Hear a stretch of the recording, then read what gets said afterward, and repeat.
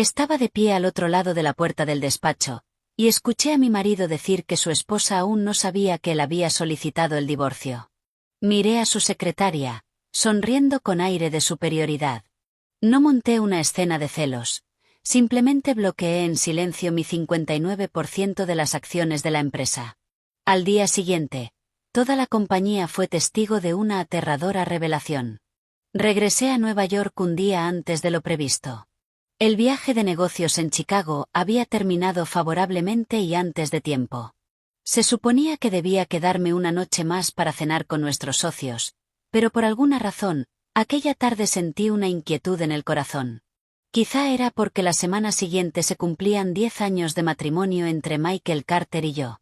10 años no son toda una vida, pero sí son tiempo suficiente para que una mujer ponga su juventud, su confianza, y hasta su propia carne y sangre en manos de un hombre.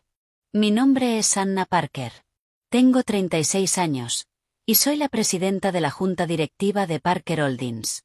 Desde fuera, la gente solía decir que era afortunada por tener un marido tan talentoso y elegante, un hombre que sabía dirigir una empresa y que siempre estaba al lado de su esposa en las grandes galas corporativas. Pero no conocían la verdad. Hace 10 años, Parker Holdings no era más que una oficina alquilada de 37 metros cuadrados, escondida en un pequeño callejón de Brooklyn. Vendí la casa que me dejó mi madre, reuní hasta el último centavo de mis ahorros, y pedí préstamos bancarios para levantar esta empresa desde cero. Mientras tanto, Michael no era más que un gerente de ventas desempleado. Me abrazaba en nuestro sofocante apartamento sin aire acondicionado, y decía que jamás me traicionaría. Me suplicó que confiara en él solo una vez, prometiéndome que a cambio me daría toda una vida de paz. Yo le creí. Le creí tanto que, cuando la empresa creció, di un paso al lado y le entregué el cargo de director ejecutivo, para que pudiera mantener la cabeza alta delante de nuestras dos familias.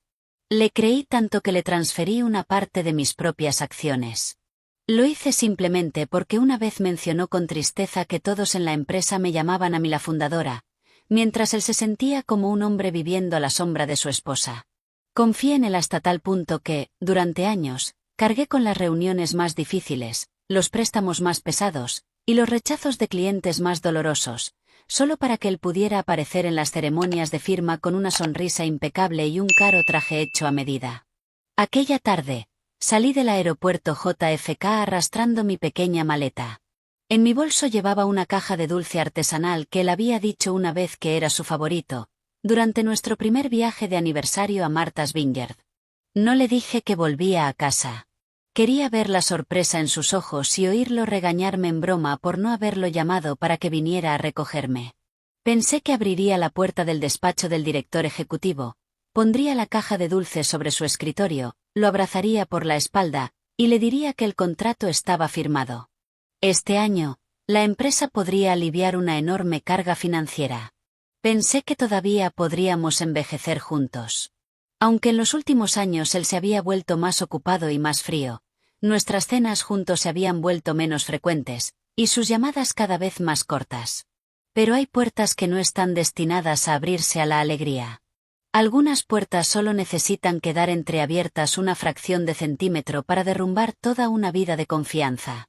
Llegué a la sede de Parker Holdings, en Wall Street, casi a las 7 de la tarde. El edificio de oficinas seguía intensamente iluminado.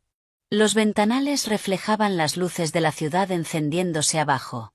Cuando la recepcionista me vio, se sobresaltó y se puso de pie de un salto. Me dijo que pensaba que volvería mañana. Sonreí y levanté la mano para indicarle que no anunciara mi llegada. Le dije que había regresado antes. Le pregunté si Michael seguía arriba. Me confirmó que sí. Dijo que el señor Carter y Chloe Smith seguían en el despacho del director ejecutivo. Al oír el nombre de Chloe, me detuve ligeramente. Era la secretaria personal de Michael, que se había incorporado a la empresa hacía 3 años. Era joven, hermosa y diplomática. Siempre llevaba blusas blancas perfectamente ajustadas, y hablaba con una voz suave como el agua. No me caía bien, pero nunca le había hecho la vida difícil. Siempre me decía a mí misma que una empresaria no debía mostrarse mezquina con la secretaria de su marido. Me decía que la confianza era el requisito mínimo absoluto que quedaba en un matrimonio. Tomé el ascensor hasta la planta 26. El pasillo tenía alfombras gruesas, así que el sonido de mis tacones prácticamente se disolvía en el aire. Cuanto más me acercaba al despacho del director ejecutivo, más escuchaba una risa suave resonando desde dentro. La puerta no estaba completamente cerrada. Había quedado entreabierta apenas una rendija. Levanté la mano para llamar, pero se detuvo en el aire.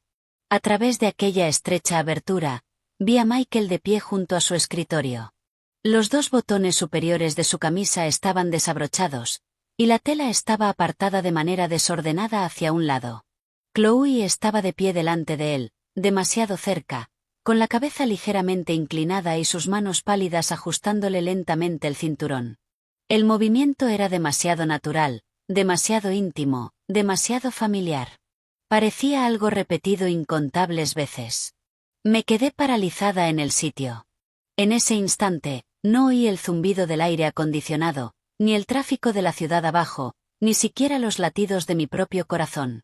Solo vi cómo los labios de Michael se curvaban hacia arriba. Su voz bajó de tono, perezosa y satisfecha. Le preguntó si ya había terminado, añadiendo que, si era tan lenta, alguien podría entrar. Chloe se rió, con una voz quejumbrosa y coqueta. Le preguntó si todavía tenía miedo de que los vieran, burlándose de que el director ejecutivo Carter no parecía tener miedo hacía solo un momento. Pensé que había alcanzado el límite absoluto de mi dolor. Pero la siguiente frase de Michael fue el verdadero cuchillo clavándose directamente en mi pecho. Se inclinó hacia su oído y habló muy bajo, pero el pasillo estaba en completo silencio. Cada palabra atravesó mis oídos con la claridad de un cristal rompiéndose. Le dijo que no se preocupara, que su esposa todavía no sabía que él ya había finalizado los papeles del divorcio. Se rió entre dientes, diciendo que ella todavía creía ser la señora Carter oficial, reconocida legalmente. La caja de dulces que tenía en la mano casi se me cayó al suelo. Papeles de divorcio. Él y yo nunca habíamos ido a un tribunal. Yo nunca había firmado ninguna demanda de divorcio. Según la ley estadounidense, nadie puede divorciarse en secreto de un cónyuge vivo y legalmente competente sin que se le notifique o sin comparecer ante un juez. Entonces, ¿qué eran esos papeles de divorcio? Hablaba de un documento falsificado, de una sentencia falsa para engañar a Chloe, o de alguna oscura conspiración que llevaba mucho tiempo preparando a mis espaldas. La sangre en mis venas se convirtió en hielo, gota a gota. Quise empujar la puerta y entrar hecha una furia. Quise abofetear al hombre al que una vez amé. Quise preguntarle por qué. ¿Por qué vendí mi casa para construir esta empresa con él? ¿Por qué soporté los crueles insultos de su madre por no tener un hijo? ¿Por qué pasé por alto cada vez que volvía tarde a casa oliendo a un perfume desconocido? Y aún así, al final, todo lo que recibí fue una frase diciendo que su esposa no sabía nada. Pero cuando mi mano tocó el pomo de la puerta, lo solté. No. No podía permitirme convertirme en una mujer histérica, gritando delante de una amante. Además, no podía dejar que Michael supiera cuánto había oído. Un hombre que tuvo el descaro de fingir que me amaba durante 10 años, definitivamente no solo escondía a una mujer en su despacho. Detrás de esa sonrisa elegante, sin duda había secretos mucho más sucios. Di un paso atrás, y mi espalda chocó contra la pared fría al final del pasillo. Abracé la caja de dulces contra mi pecho. Mis uñas se clavaron tan profundamente en el envoltorio que hicieron un pequeño sonido arrugado. Tenía terror de que, si bajaba la guardia aunque fuera un segundo, toda mi fuerza se estrellara contra el suelo junto con mi último gramo de dignidad. Me di la vuelta y entré en la escalera de emergencia. La pesada puerta de acero se cerró detrás de mí, aislando las risas del despacho. El espacio estaba oscuro y helado.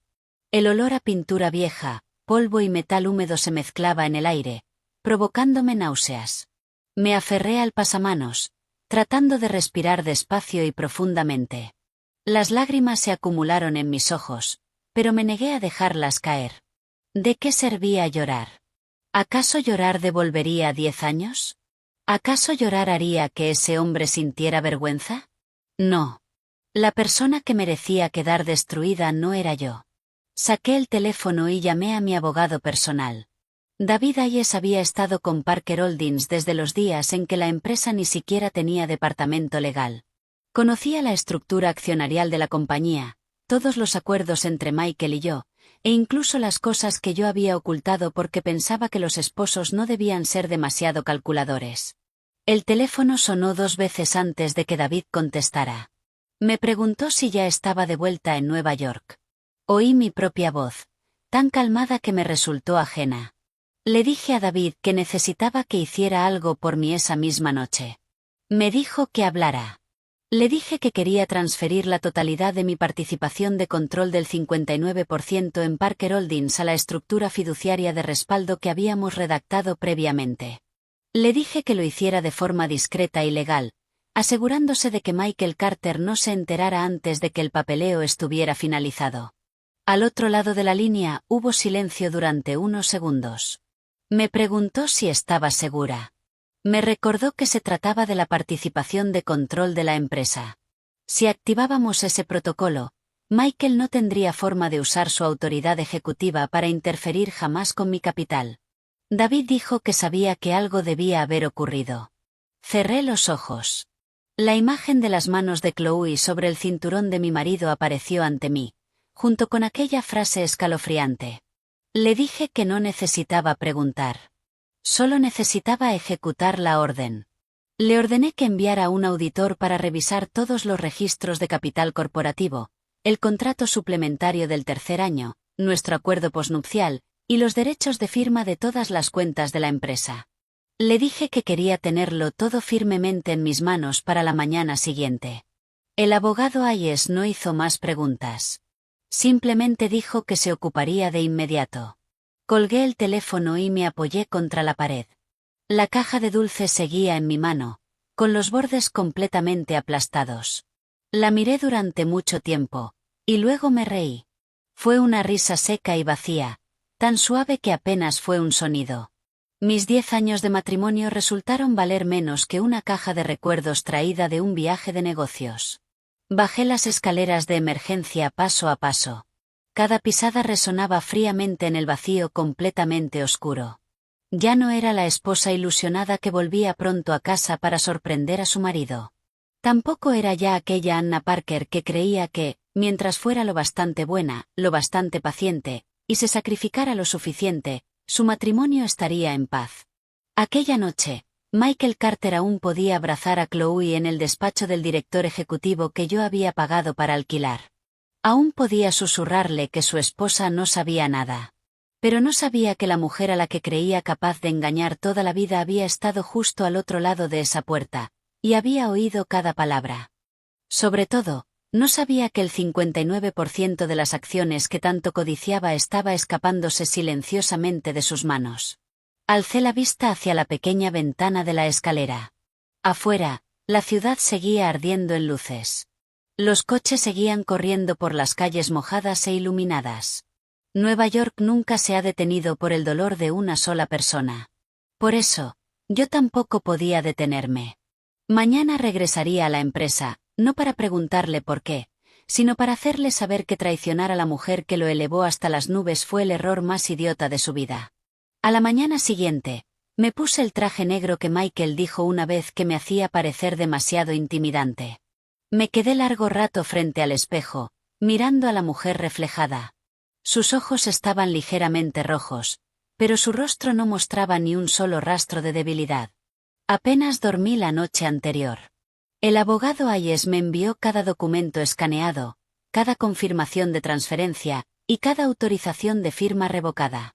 Para las 7 de la mañana, mi participación accionarial del 59% había quedado colocada dentro de un mecanismo de protección que Michael no podía tocar. Él todavía creía estar sentado en un trono dentro de mi empresa.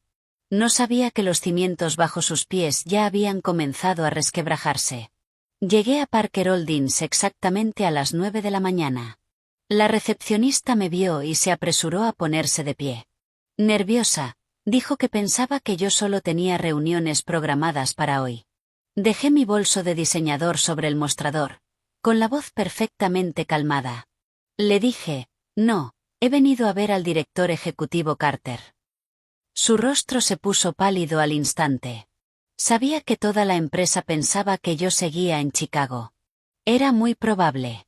Algunas personas se habían acostumbrado demasiado a ver a Chloe entrar en el despacho de Michael fuera del horario laboral, así que, cuando me vieron aparecer de repente, entraron en pánico incluso más que los propios culpables. No hice más preguntas y entré directamente en el ascensor. Las puertas de acero reflejaban mi rostro, frío y desconocido. En el pasado, cada vez que entraba en la empresa, siempre sentía que volvía a casa. Hoy, sin embargo, me sentía como una propietaria regresando para limpiar una casa contaminada por intrusos. La puerta del despacho del director ejecutivo estaba completamente cerrada. No llamé. Empujé la puerta de par en par. La escena ante mis ojos no me impactó como la noche anterior, pero aún así fue suficiente para revolverme el estómago. Chloe estaba sentada en el reposabrazos de la silla de Michael, sosteniendo una taza de café justo frente a sus labios. Michael estaba reclinado en su silla, sonriendo con una ternura increíble. Era un tipo de sonrisa que hacía muchísimo tiempo que no le veía dedicarme a mí. Al oír abrirse la puerta, ambos giraron la cabeza de golpe. La taza de café en la mano de Chloe se sacudió, derramando líquido oscuro por toda la costosa alfombra. Michael se levantó de un salto, con el rostro completamente sin color.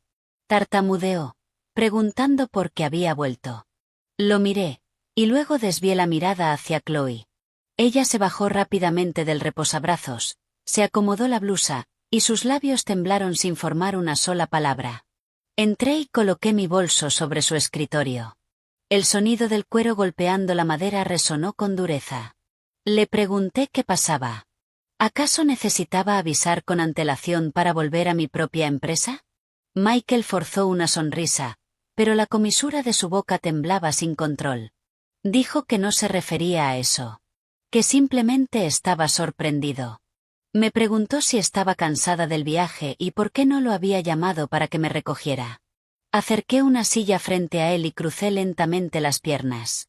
Desde aquel ángulo, podía ver la placa con el nombre de Michael Carter, director ejecutivo, colocada cuidadosamente sobre el escritorio. Yo misma había mandado hacer esa placa a medida para el año en que la empresa se trasladó a este edificio. En aquel entonces, pensaba que su gloria también era mi gloria. Ahora, al mirarla, solo me parecía ridícula. Chloe se estremeció de terror. Le dije que me preparara una taza de café. Solo, sin azúcar ni leche. Ella miró a Michael, suplicando ayuda. Michael dio inmediatamente un paso adelante, intentando actuar como mediador. Dijo que debía de estar cansada del viaje, y ofreció llamar a otra asistente para hacerlo. Levanté la mirada y lo fulminé con los ojos. Le pregunté si mis palabras ya no tenían peso en esta empresa. Toda la habitación quedó en completo silencio. Michael tragó saliva con dificultad. Sabía muy bien que, cuanto más calmada estaba yo, más grave se había vuelto la situación. Finalmente, se giró hacia Chloe y bajó mucho la voz, diciéndole que fuera a preparar el café. Chloe mantuvo la cabeza agachada y salió. Pero antes de cerrar la puerta, vi que en sus ojos no solo había miedo, sino también un profundo resentimiento.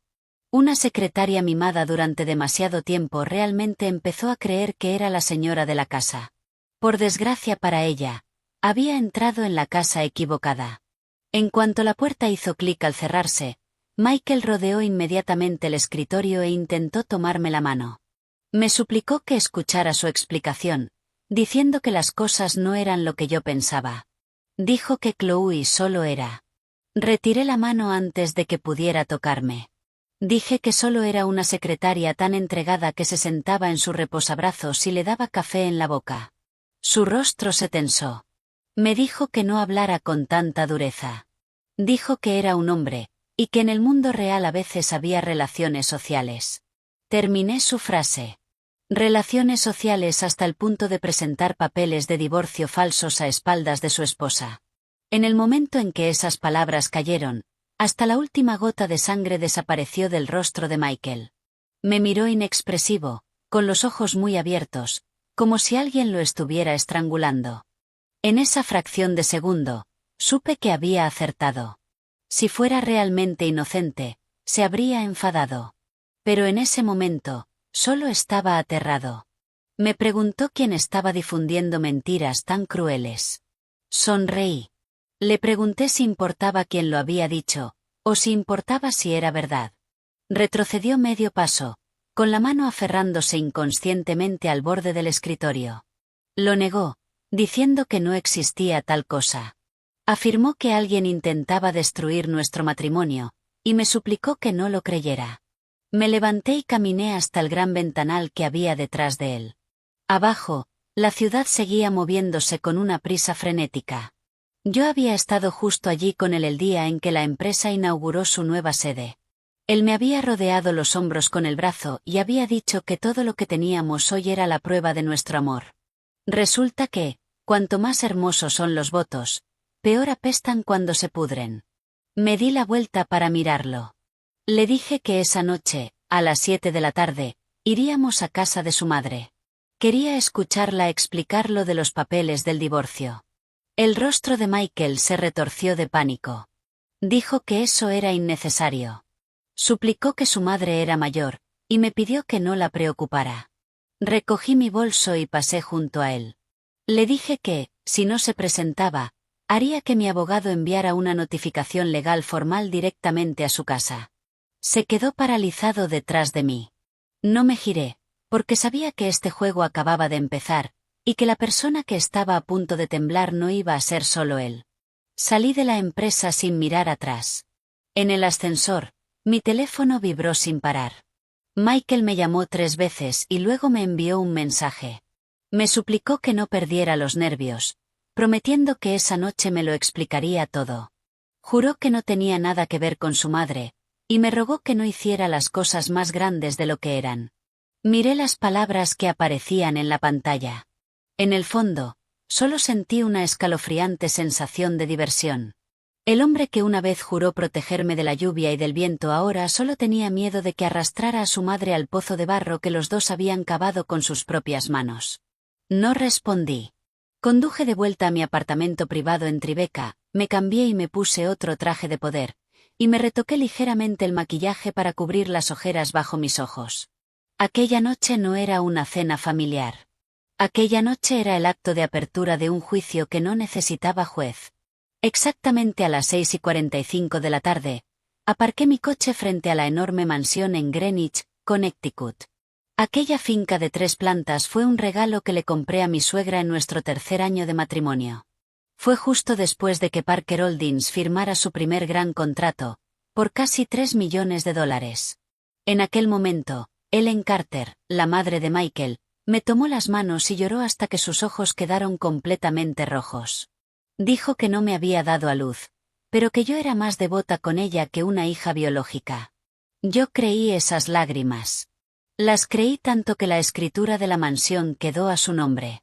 Solo conservé un acuerdo de representación de activos que el abogado Hayes me obligó a firmar como red de seguridad. En aquel entonces, incluso regañé a David por ser demasiado paranoico.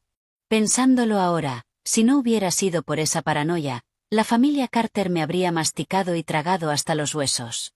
Justo cuando apagué el motor, el coche de Michael apareció a toda velocidad detrás de mí. Salió del coche con prisa. Su camisa no estaba bien abotonada, y su rostro estaba pálido de ansiedad. Me suplicó que lo escuchara primero, diciendo que su madre no sabía mucho, y me rogó que no la alterara. Lo miré. Le pregunté si tenía miedo de que ella se alterara, o miedo de que soltara cosas sobre las que él aún no la había preparado. Apretó los labios con fuerza. Extendió la mano para tirar de mí, pero di un paso atrás. Le ordené que no me tocara. El rostro de Michael se contrajo ligeramente. Solía odiar cuando mi voz se volvía así de fría, porque cada vez que lo hacía, él sabía que yo había tomado una decisión y no iba a retroceder.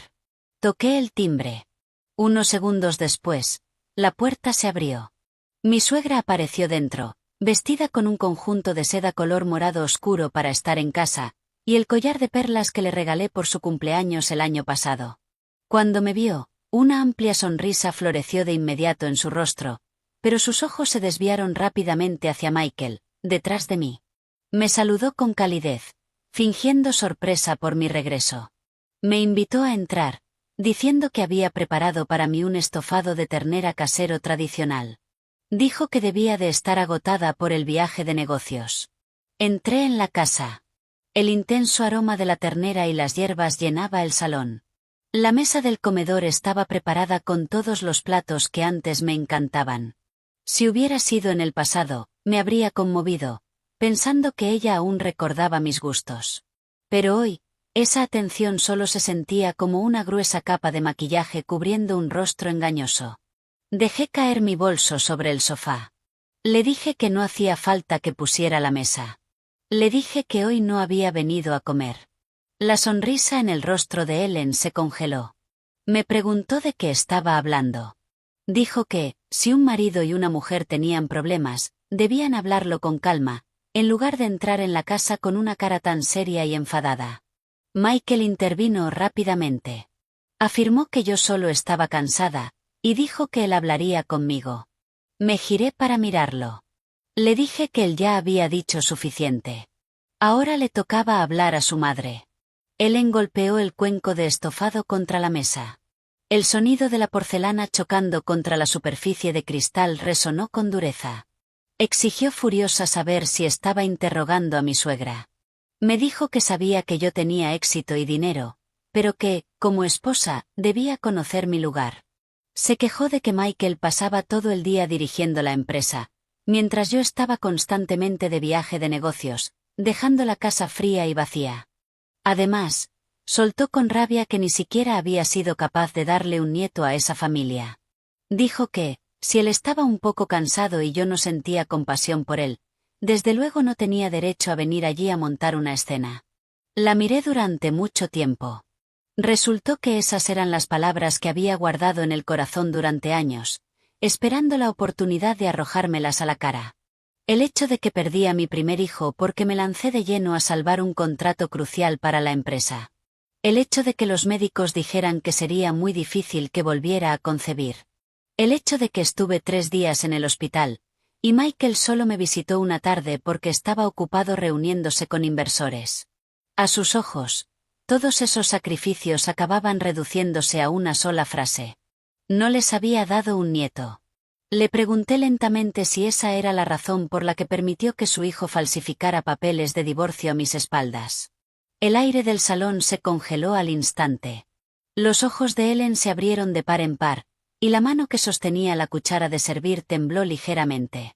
Michael estaba de pie detrás de mí. Su respiración se volvió notablemente más pesada.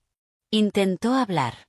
Lo interrumpí, diciéndole que dejara hablar a su madre. Ellen me miró a mí, y luego a Michael. Aquella simple mirada fue suficiente para entenderlo. No solo lo sabía, sino que ella era la mente maestra que lo estaba impulsando todo. Tras un largo instante, soltó una risa burlona. Dijo agresivamente que sí, que lo sabía. ¿Y qué? Dijo que, ya que me había enterado, sería directa. Afirmó que la familia Carter no podía permitir que su linaje terminara. Me dijo que, si yo no podía tener hijos, debía conocer mi lugar y hacerme a un lado. Argumentó que Michael aún era joven y necesitaba un hijo que continuara su legado. Me acusó de acaparar el título de presidenta, el dinero y la empresa, pero de no haberle dado un verdadero hogar. Sentí un dolor agudo en el corazón. Pero por fuera, permanecí perfectamente serena. Le pregunté quién había comprado esa casa. Se atragantó con sus propias palabras. Le pregunté quién había comprado el Mercedes que conducía Michael. Le pregunté quién pagaba cada año sus vacaciones de lujo a Singapur y Europa. Le pregunté quién le había regalado las joyas que llevaba al cuello. Y le pregunté quién había construido la empresa que permitía a su hijo sentarse en la silla de director ejecutivo. El rostro de Ellen se puso rojo como la sangre. Me gritó que no usara mi dinero para oprimir a la gente. Añadió con veneno que una mujer con mucho dinero, pero incapaz de reproducirse, no servía para nada. Michael se puso pálido. Le suplicó a su madre que dejara de hablar. Solté una risa muy suave. No, le dije. Déjala seguir hablando. Cuanto más hable, menos culpable me sentiré. Abrí mi bolso, saqué el teléfono, llamé al abogado Hayes, y puse el altavoz. Dije, David, a partir de esta noche, audita todos los bienes que puse a nombre de Ellen Carter. Esta finca en Greenwich, el Mercedes, las 2 cuentas fiduciarias a su nombre financiadas desde mis cuentas personales. Prepara la documentación para recuperar todo según el acuerdo de representación de activos. La voz del abogado Hayes resonó con claridad. Dijo que sí. Que la documentación ya estaba preparada.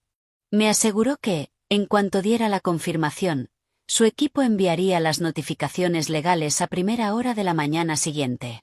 El cuenco de estofado que Ellen tenía en la mano cayó al suelo, rompiéndose en pedazos. Michael me miró como si estuviera viendo a una completa desconocida. Me preguntó si estaba loca, recordándome que ella era su madre.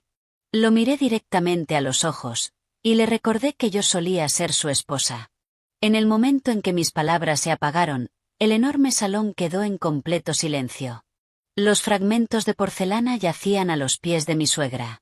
El estofado de ternera se extendía sobre el suelo de piedra pulida como una mancha que jamás podría limpiarse.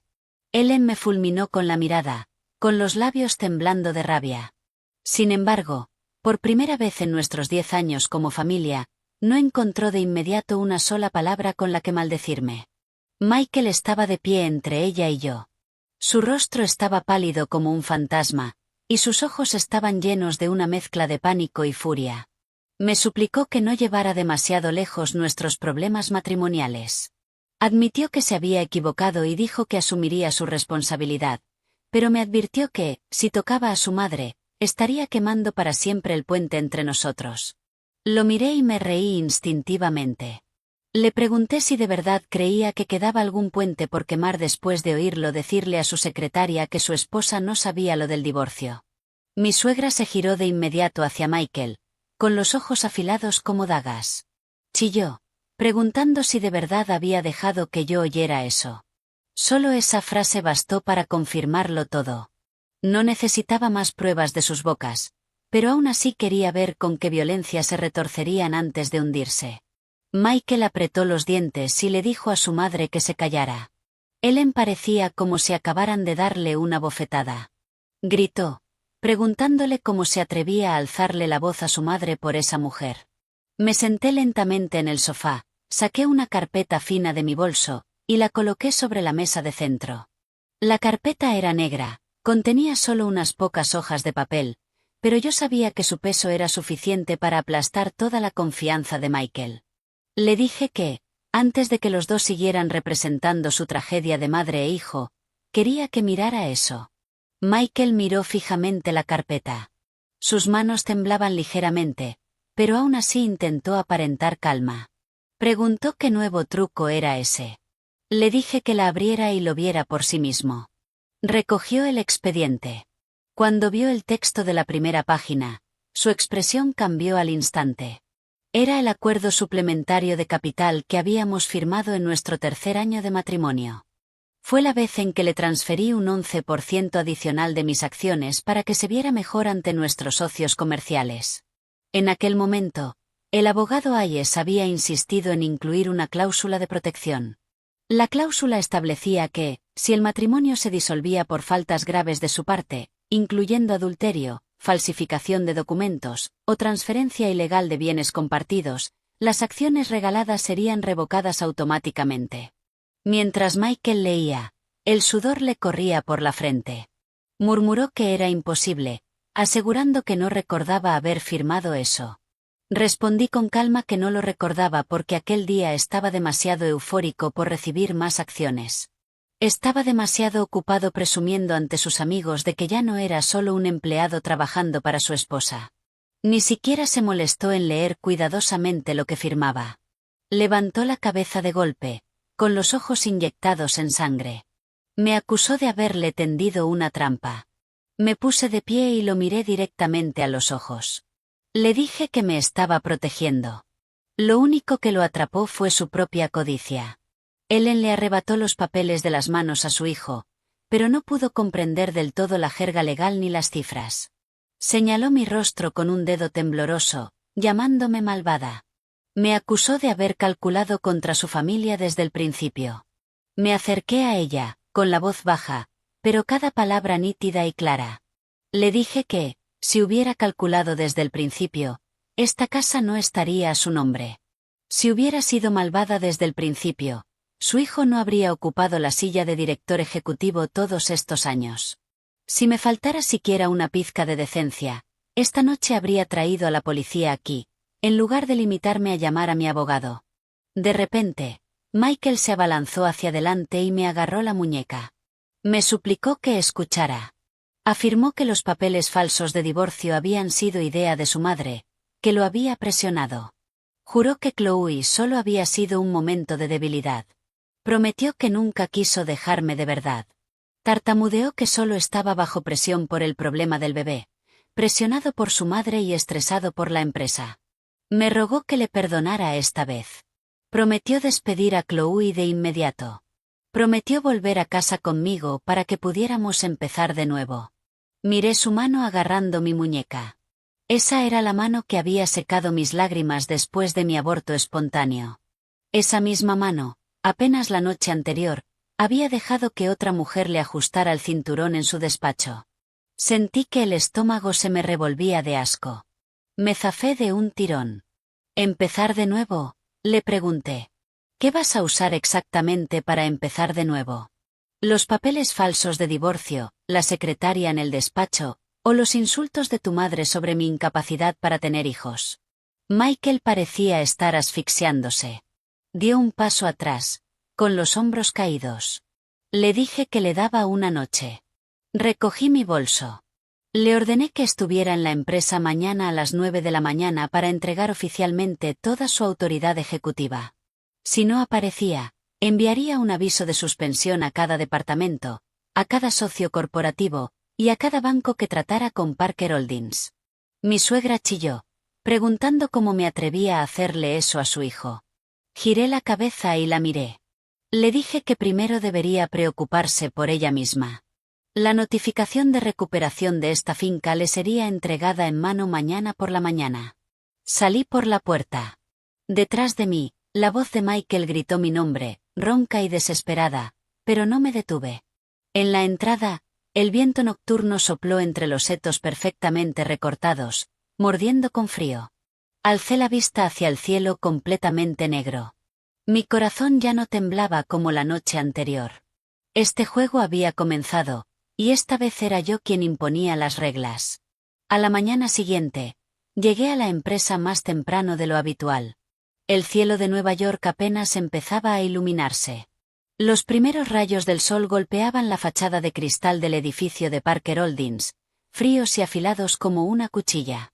Me quedé unos segundos en el vestíbulo, mirando el logo de la empresa, los colores, la tipografía, cada detalle que yo misma había elegido.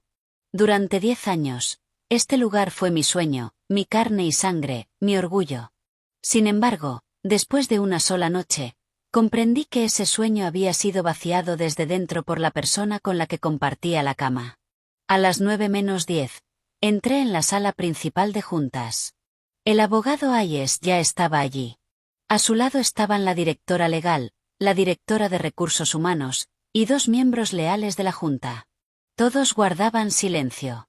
Sobre la mesa, frente a mí, estaban la resolución para suspender a Michael Carter de sus funciones como director ejecutivo, el protocolo para revocar sus derechos de firma, y una lista de cuentas bancarias corporativas que debían congelarse de inmediato.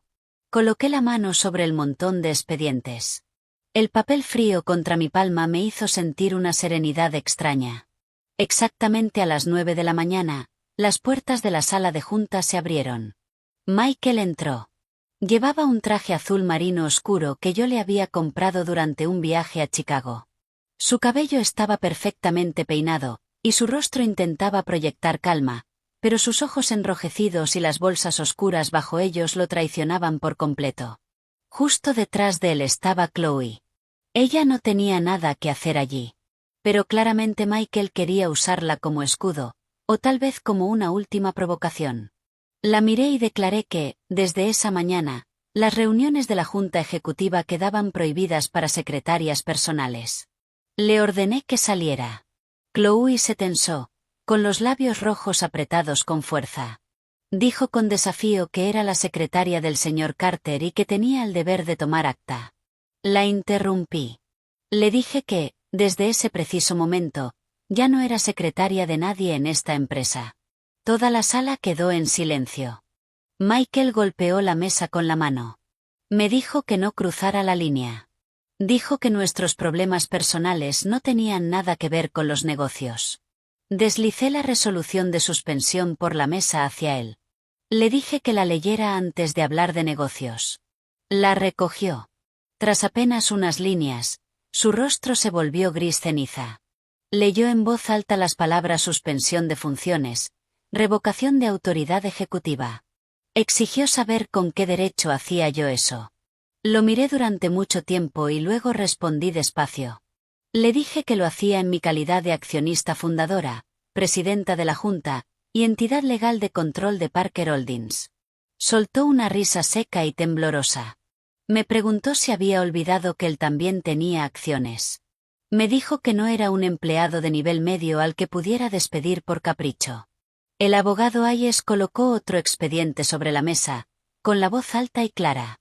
Se dirigió a Michael, afirmando que, según el acuerdo suplementario de capital firmado el 18 de mayo de aquel año, las acciones regaladas por la señorita Parker a él serían revocadas si se producía una conducta matrimonial grave que dañara los intereses de la empresa.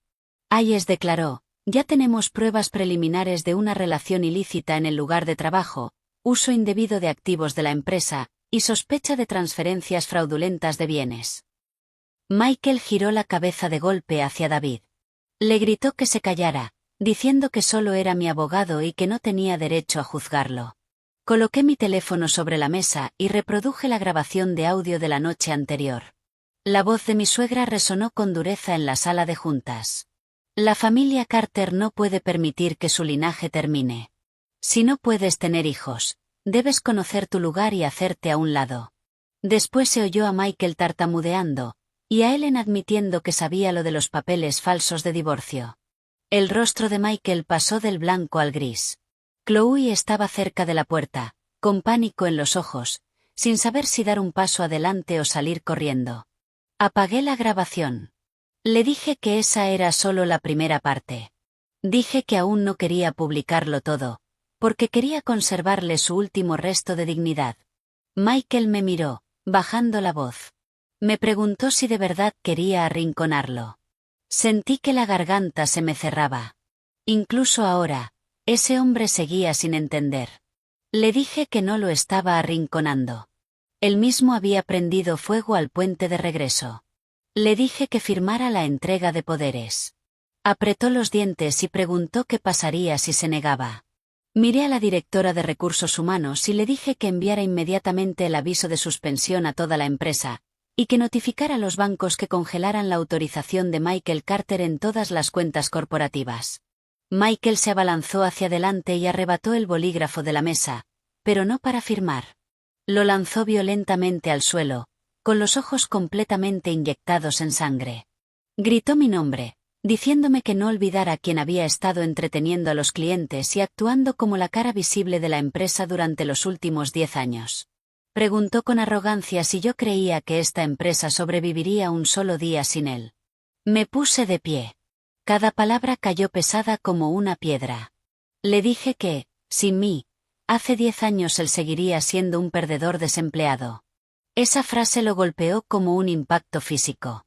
Se quedó congelado en el sitio. Chloe miró al suelo, avergonzada. Yo no estaba disfrutando. Solo sentía una profunda tristeza. Me entristecía porque, hasta ese último momento, lo que lamentaba perder no era a mí, sino el trono que estaba a punto de perder. Finalmente, Michael firmó.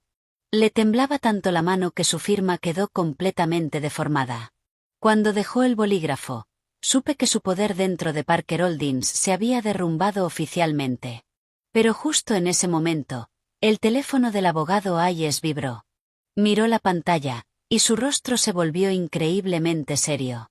Se acercó a mi oído y susurró. Dijo, el equipo de auditoría interna acaba de descubrir 3 contratos de suministro con indicios de malversación. La cantidad es enorme, posiblemente superior a $1.200.000. Apreté los puños.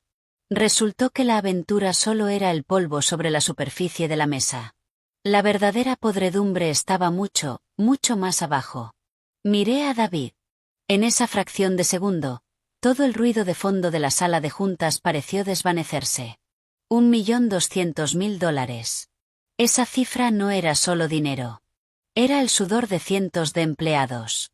Eran las noches sin dormir que pasé revisando contratos. Eran las veces que apreté los dientes y pagué intereses bancarios exorbitantes para mantener vivo nuestro flujo de caja. Y aún así, Michael, el hombre al que confié el poder ejecutivo, podía vaciar mi empresa desde dentro con tanta facilidad. Me giré para mirarlo. Seguía de pie junto a la mesa, con el rostro todavía marcado por la humillación de haber firmado los documentos de entrega. Pero cuando oyó la palabra auditoría, sus ojos se contrajeron ligeramente. Solo ese movimiento microscópico bastó para decirme que él lo sabía.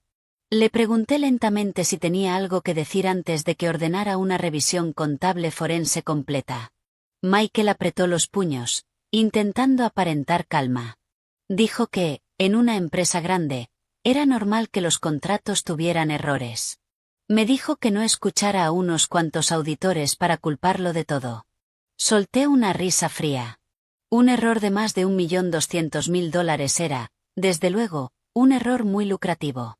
Apretó los dientes, acusándome de sospechar que él había malversado fondos de la empresa. Lo miré directamente a los ojos. Le dije que no era una sospecha. Le estaba dando una última oportunidad para confesar. Chloe, de pie junto a él, empezó a temblar de repente. Pensaba que solo la habían arrastrado a un escándalo de adulterio. Nunca esperó que el fuego se extendiera a delitos financieros federales. Miró a Michael a escondidas, con los ojos llenos de puro pánico. Lo observé todo. Si una mujer ama de verdad a un hombre, se preocupa por él. Pero si solo ama su dinero, cuando el dinero se ve amenazado, primero entra en pánico por sí misma. Me giré hacia la directora financiera y le dije que proyectara los archivos en la pantalla. El proyector se encendió. Aparecieron 3 contratos de suministro de materiales, todos firmados con Apex Supplies. Este era un proveedor que Michael había elogiado constantemente como un socio fiable a largo plazo, con excelentes precios. Debajo de cada contrato había una tabla comparativa de precios de mercado que mostraba un sobreprecio de entre el 20 y el 35%. El total inflado superaba $1.200.000. Lo que era aún más condenatorio era que las cuentas de pago final pasaban por 2 empresas pantalla, una de las cuales estaba registrada a nombre de un primo de mi suegra. La sala de juntas se quedó helada. Miré a Michael y exigí una explicación. Sus labios se movieron sin emitir sonido. Afirmó que él no gestionaba esos pagos directamente. Dijo que el departamento de compras lo hacía, y que él simplemente aprobaba sus propuestas. La directora financiera bajó la cabeza, con la voz firme. Declaró: Señor Carter, los registros del sistema muestran que usted solicitó explícitamente omitir el paso de evaluación de precios en los 3 contratos. Los correos de aprobación siguen ahí. Michael giró la cabeza de golpe hacia la directora financiera. Le advirtió que midiera sus palabras, y preguntó quién le había dado derecho a tenderle una trampa. Golpeé suavemente la mesa con un dedo. Le dije que se lo había dado yo. Se quedó sin palabras. Tomé el teléfono y llamé de inmediato al jefe de informática. Le ordené bloquear todo el acceso a la red de Michael Carter, Chloe Smith y 3 empleados relacionados del departamento de compras. Le ordené hacer una copia de seguridad de todos los correos electrónicos, historiales de inicio de sesión, y registros de edición de contratos, advirtiéndole estrictamente que absolutamente ningún dato debía ser eliminado. El jefe de informática respondió al instante, confirmando que ya se estaba encargando. De repente, Chloe dio un paso adelante, con la voz temblando violentamente. Afirmó que aquello no tenía nada que ver con ella. Lloró diciendo que solo era una secretaria, y que hacía cualquier cosa que el señor Carter le ordenara. Michael la fulminó con la mirada, gritándole que se callara. Esbocé una sonrisa burlona. Le pregunté por qué tenía tanta prisa por lavarse las manos. Le pregunté a la señorita Smith si acaso yo había mencionado ya el apartamento de lujo en Tribeca registrado a su nombre. Le pregunté de dónde había salido el dinero para eso. Su rostro se volvió blanco como el papel. Michael quedó completamente paralizado. Sus reacciones me dijeron que David había seguido el camino correcto. El apartamento, el coche, los bolsos de diseñador, las vacaciones de lujo que Chloe presumía vagamente en redes sociales, muy probablemente estaban alimentados con la sangre vital de mi empresa. Me puse de pie, con la voz bajando a un tono helado. Declaré terminada la reunión. A partir de ese momento, todos los archivos relacionados con Michael Carter serían transferidos al departamento legal y a los auditores independientes. Nadie tenía permitido contactar, destruir, ni alterar documentos. Cualquiera que fuera sorprendido ayudando a ocultar pruebas asumiría responsabilidad conjunta. La gente salió de la sala de juntas uno por uno, hasta que solo quedó Michael, mirándome fijamente. Despojado de su arrogancia inicial, se acercó un poco, con la voz baja. Me recordó que habíamos estado casados durante 10 años, y preguntó si de verdad quería mandarlo a una prisión federal. Miré al hombre frente a mí, con el corazón doliéndome de una forma sorda. No por lástima hacia él, sino por lástima hacia la versión más joven de mí misma. Le pregunté si recordaba que estábamos casados cuando usó dinero de la empresa para mantener a su amante. Se quedó en silencio. Recogí los expedientes y salí. En el momento en que llegué al pasillo, el teléfono del abogado Hayes volvió a iluminarse. Leyó el mensaje, y su expresión se volvió aún más grave. Me dijo que el equipo de investigación de activos acababa de enviar más información. 2 locales comerciales de primera categoría en Madison y la Quinta Avenida estaban registrados a nombre de mi suegra. Los fondos para esas compras también mostraban indicios de provenir de esos contratos. Cerré los ojos durante un segundo y los abrí. Resultó que no era solo una persona traicionándome. Toda la familia Carter se había sentado a la mesa del banquete, devorando mi trabajo duro. Permanecí en mi despacho hasta casi el mediodía. Frente a mí había un extracto bancario que rastreaba el flujo de dinero, tan largo que hacía que se me nublara la vista. Los números fríos se enlazaban unos con otros como cuchillos cortando mi autoestima. 3 contratos sucios, 2 empresas pantalla, una cuenta personal perteneciente al primo de Ellen. Y, al final, el dinero fluía hacia 2 locales comerciales de primera categoría en Manhattan. Uno de los espacios estaba alquilado a una marca de cosmética de alta gama, el otro a una joyería de lujo. El valor total estimado era de casi $1.600.000. Ese $1.600.000 ya no estaba solo sobre el papel. Se había transformado en bienes raíces, en ingresos mensuales por alquiler, en las vacaciones europeas y los bolsos de diseñador que Ellen presumía ante sus amigas de la alta sociedad. Le pregunté a David si teníamos base suficiente para congelarlos. Colocó otra pila de documentos frente a mí. Explicó que, si solo dependíamos del flujo de dinero, necesitaríamos más verificación. Sin embargo, el primo de Ellen había firmado un acuerdo de préstamo personal con Michael exactamente cuando se transfirió el dinero. El préstamo tenía 0 intereses, no tenía fecha límite de devolución, y posteriormente fue usado como pago inicial para los 2 locales. David dijo que aquello era una señal de manual de ocultación fraudulenta de activos. Solté una risa amarga. La familia Carter había construido literalmente todo un sindicato de lavado de dinero. David permaneció en silencio unos segundos.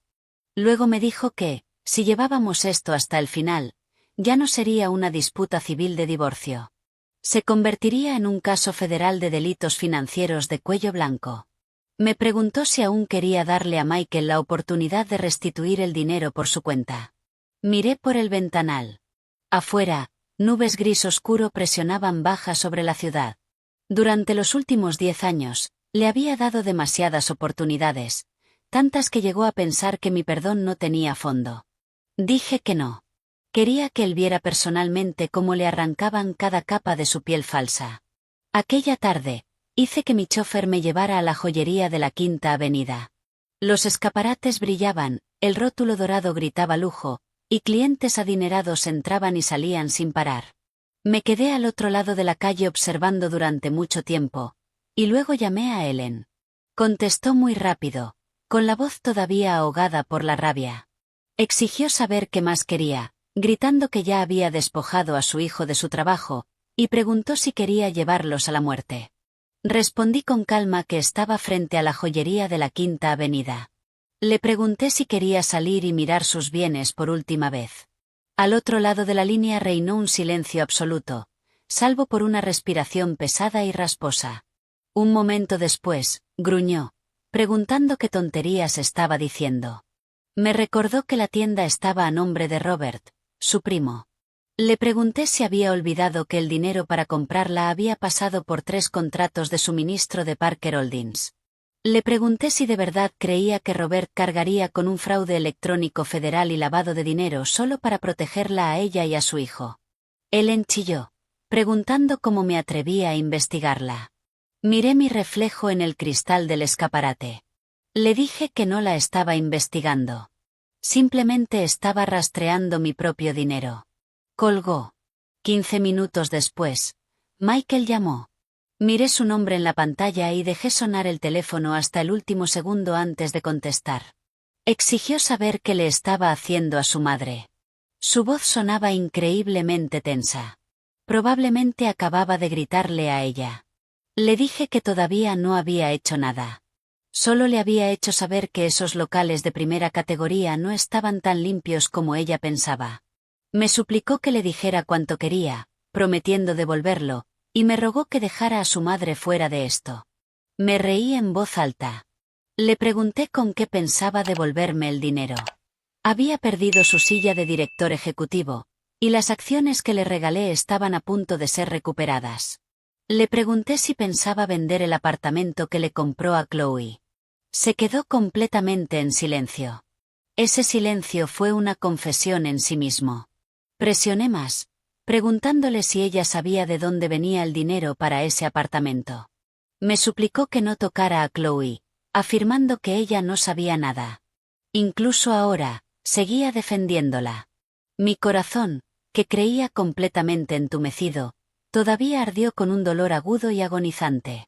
Le pregunté qué sabía yo cuando tomó dinero de la empresa para mantener a su amante. Le pregunté qué sabía yo cuando su madre usó ese dinero para comprar bienes raíces. Le pregunté qué sabía yo cuando él se paraba frente a mí interpretando el papel de marido devoto todos esos años. Michael respiraba con dificultad. Admitió que se había equivocado y juró que lo arreglaría.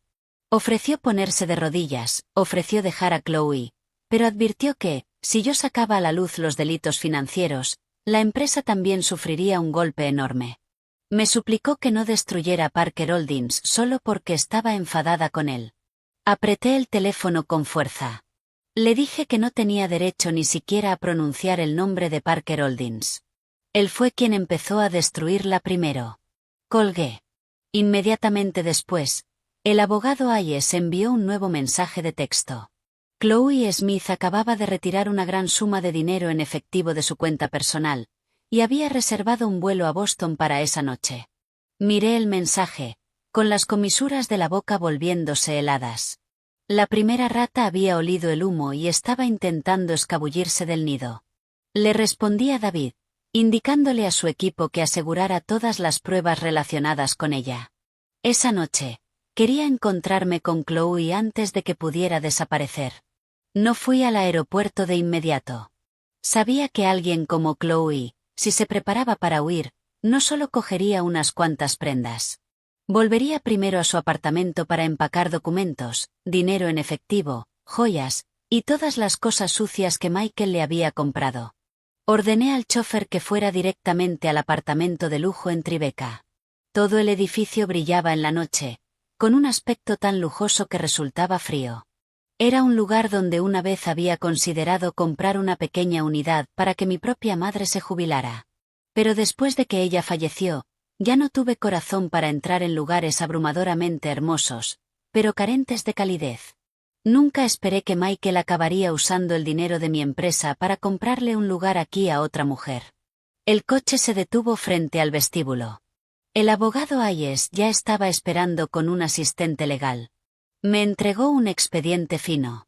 La unidad 32B estaba registrada a nombre de Chloe Smith. Las transacciones de pago estaban vinculadas a la cuenta personal de Michael y a una transferencia bancaria de Apex Supplies. Tomé el expediente, apretándolo con tanta fuerza que el papel se dobló. Pregunté si ella seguía arriba. David confirmó que sus investigadores la habían visto bajar con una maleta, pero que volvió a subir porque había olvidado su pasaporte. Esbocé una sonrisa burlona. El momento perfecto. Entramos en el ascensor. Los números de los pisos subían lentamente. Cada tintineo se sentía como un martillo golpeando mis nervios tensos. Las puertas del ascensor se abrieron en el piso 32. El pasillo tenía alfombras gruesas y una cálida iluminación ámbar. Estaba tan silencioso que podía oír claramente las ruedas de una maleta rodando detrás de la puerta del apartamento al fondo del pasillo. Toqué el timbre. El silencio quedó suspendido dentro durante unos segundos antes de que la voz extremadamente cautelosa de Chloe preguntara quién era. Respondí: Anna Parker. No hubo respuesta, pero inmediatamente después escuché el sonido de algo cayendo y pasos apresurados. Volví a tocar el timbre. Le dije que abriera la puerta, añadiendo que, si quería que llamara a seguridad del edificio y a la policía para redactar un informe allí mismo, en el pasillo, no tenía ningún problema en hacerlo. La puerta se entreabrió. Chloe estaba detrás, con el cabello recogido en un moño desordenado, sin maquillaje, y los ojos rojos e hinchados. Ya no poseía el comportamiento dulce y suave de la secretaria mimada del director ejecutivo. Frente a mí había una mujer presa del pánico, aferrándose desesperadamente a un bolso de diseñador como si fuera un salvavidas. Preguntó qué estaba haciendo yo allí. Empujé la puerta y entré. Intentó bloquearme, pero al ver al abogado Hayes detrás de mí, retrocedió rápidamente. El apartamento era enorme, con ventanales de suelo a techo que daban al río Hudson. Sofás de cuero blanco, mesas de centro de mármol, y caros perfumes alineados en los estantes. Todo olía a dinero. Mi dinero. Miré las dos maletas abiertas en medio del salón. Dentro había ropa, joyas, documentos, fajos de billetes, y su pasaporte. Le pregunté a dónde tenía tanta prisa por irse. Chloe se mordió el labio. Afirmó que iba a volver a su ciudad natal unos días.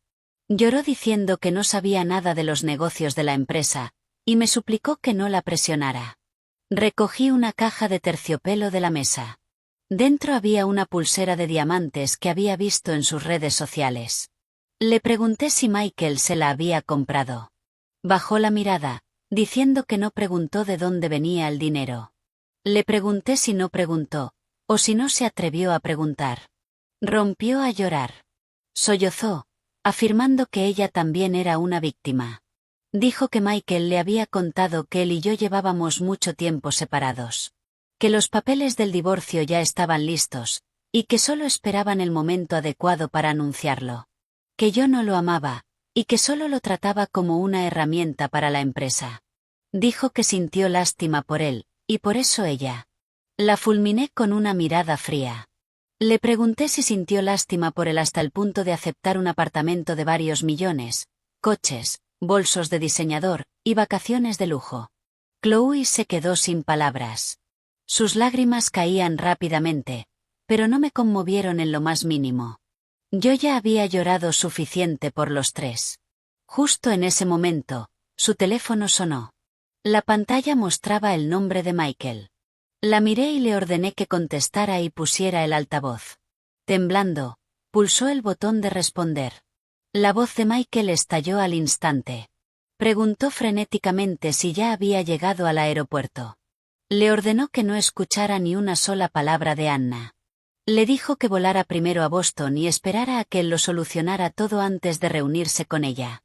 Le recordó explícitamente que llevara la escritura del apartamento y que no dejara que yo pusiera las manos sobre ella. El rostro de Chloe se puso completamente pálido. Saqué mi propio teléfono con calma y empecé a grabar. Al otro lado, Michael siguió hablando. Le dijo que, si alguien preguntaba, dijera que no tenía idea de dónde venía el dinero. Dijo que todo era un regalo que él le había dado voluntariamente.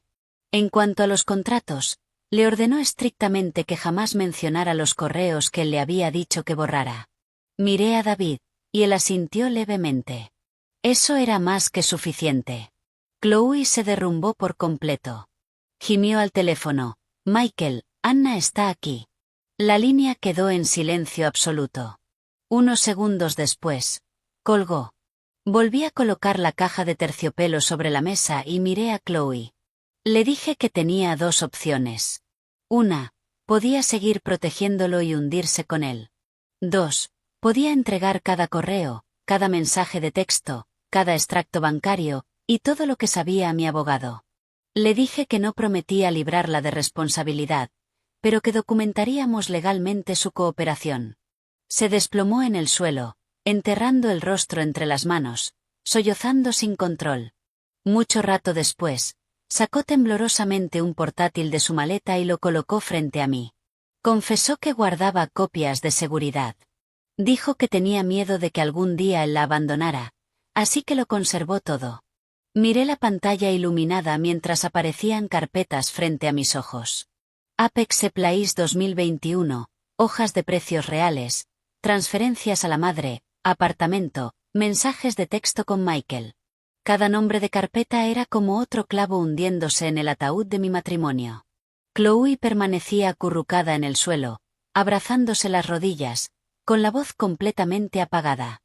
Juró que al principio realmente no sabía que el dinero había sido robado de la empresa. Afirmó que Michael dijo que era su bono personal y sus propios beneficios de inversión. No la miré.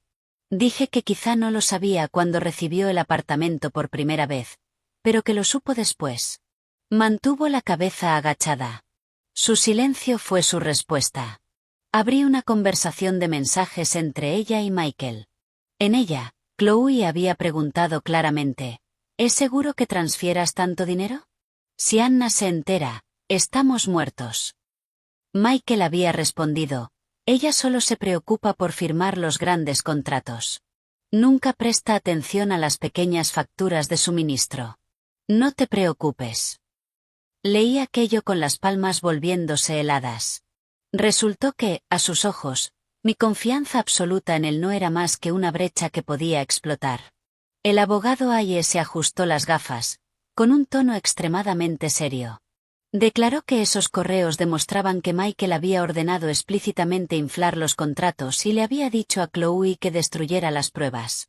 Además, había correos reenviados a Ellen Carter sobre la compra de los dos locales comerciales. Me giré hacia Chloe y le pregunté qué más tenía. Tembló, diciendo que eso era todo. La miré directamente a los ojos. Le dije que había guardado todo eso porque temía que Michael la dejara. Una mujer cuidadosa como ella no conservaría solo unas cuantas carpetas de fácil acceso. Le advertí que, si quería cooperar, más le valía no poner a prueba mi paciencia. Las lágrimas volvieron a caer de sus ojos.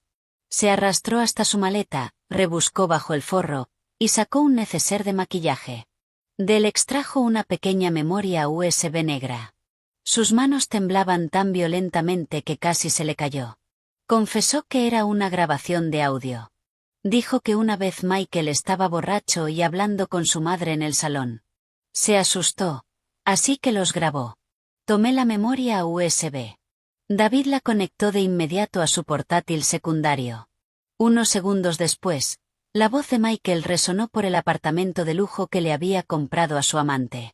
Sus palabras estaban ligeramente arrastradas por el alcohol, pero la intención maliciosa era cristalina. Dijo, «Mamá, no te preocupes. Anna no lo sabe.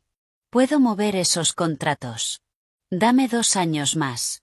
Cuando haya desviado suficiente capital, dejaré la empresa como una cáscara vacía.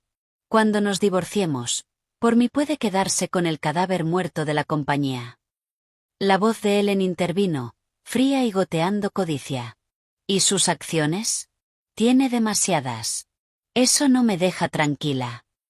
Michael respondió, lo estoy resolviendo.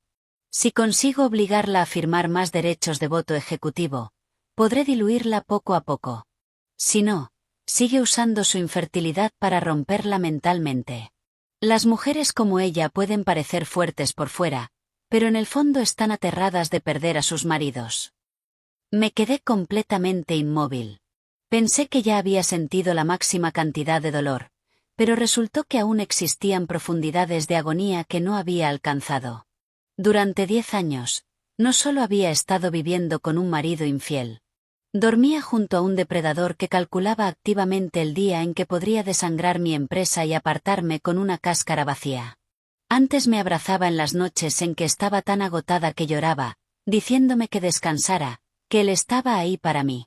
Mientras tanto, afilaba su cuchillo en silencio a mis espaldas. Chloe rompió en fuertes sollozos.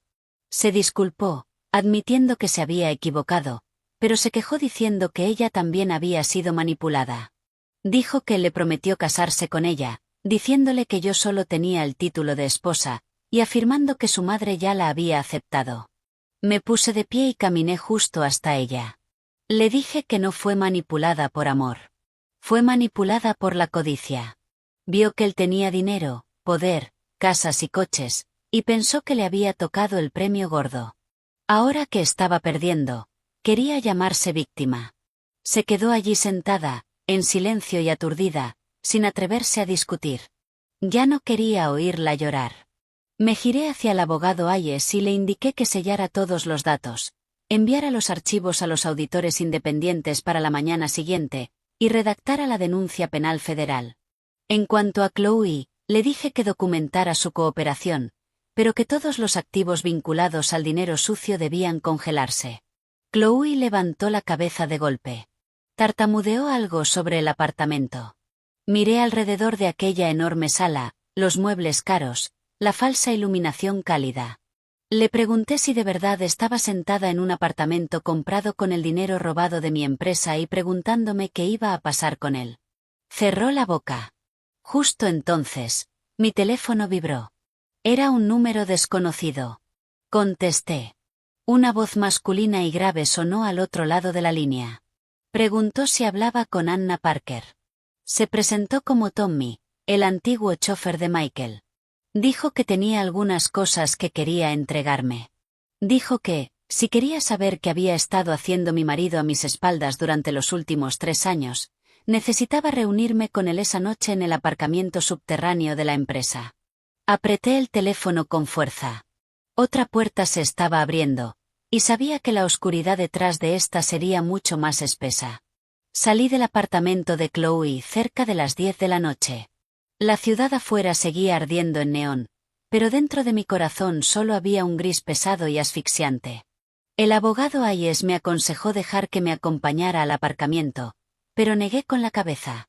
Algunas verdades, por muy sucias que fueran, necesitaba verlas con mis propios ojos y oírlas con mis propios oídos.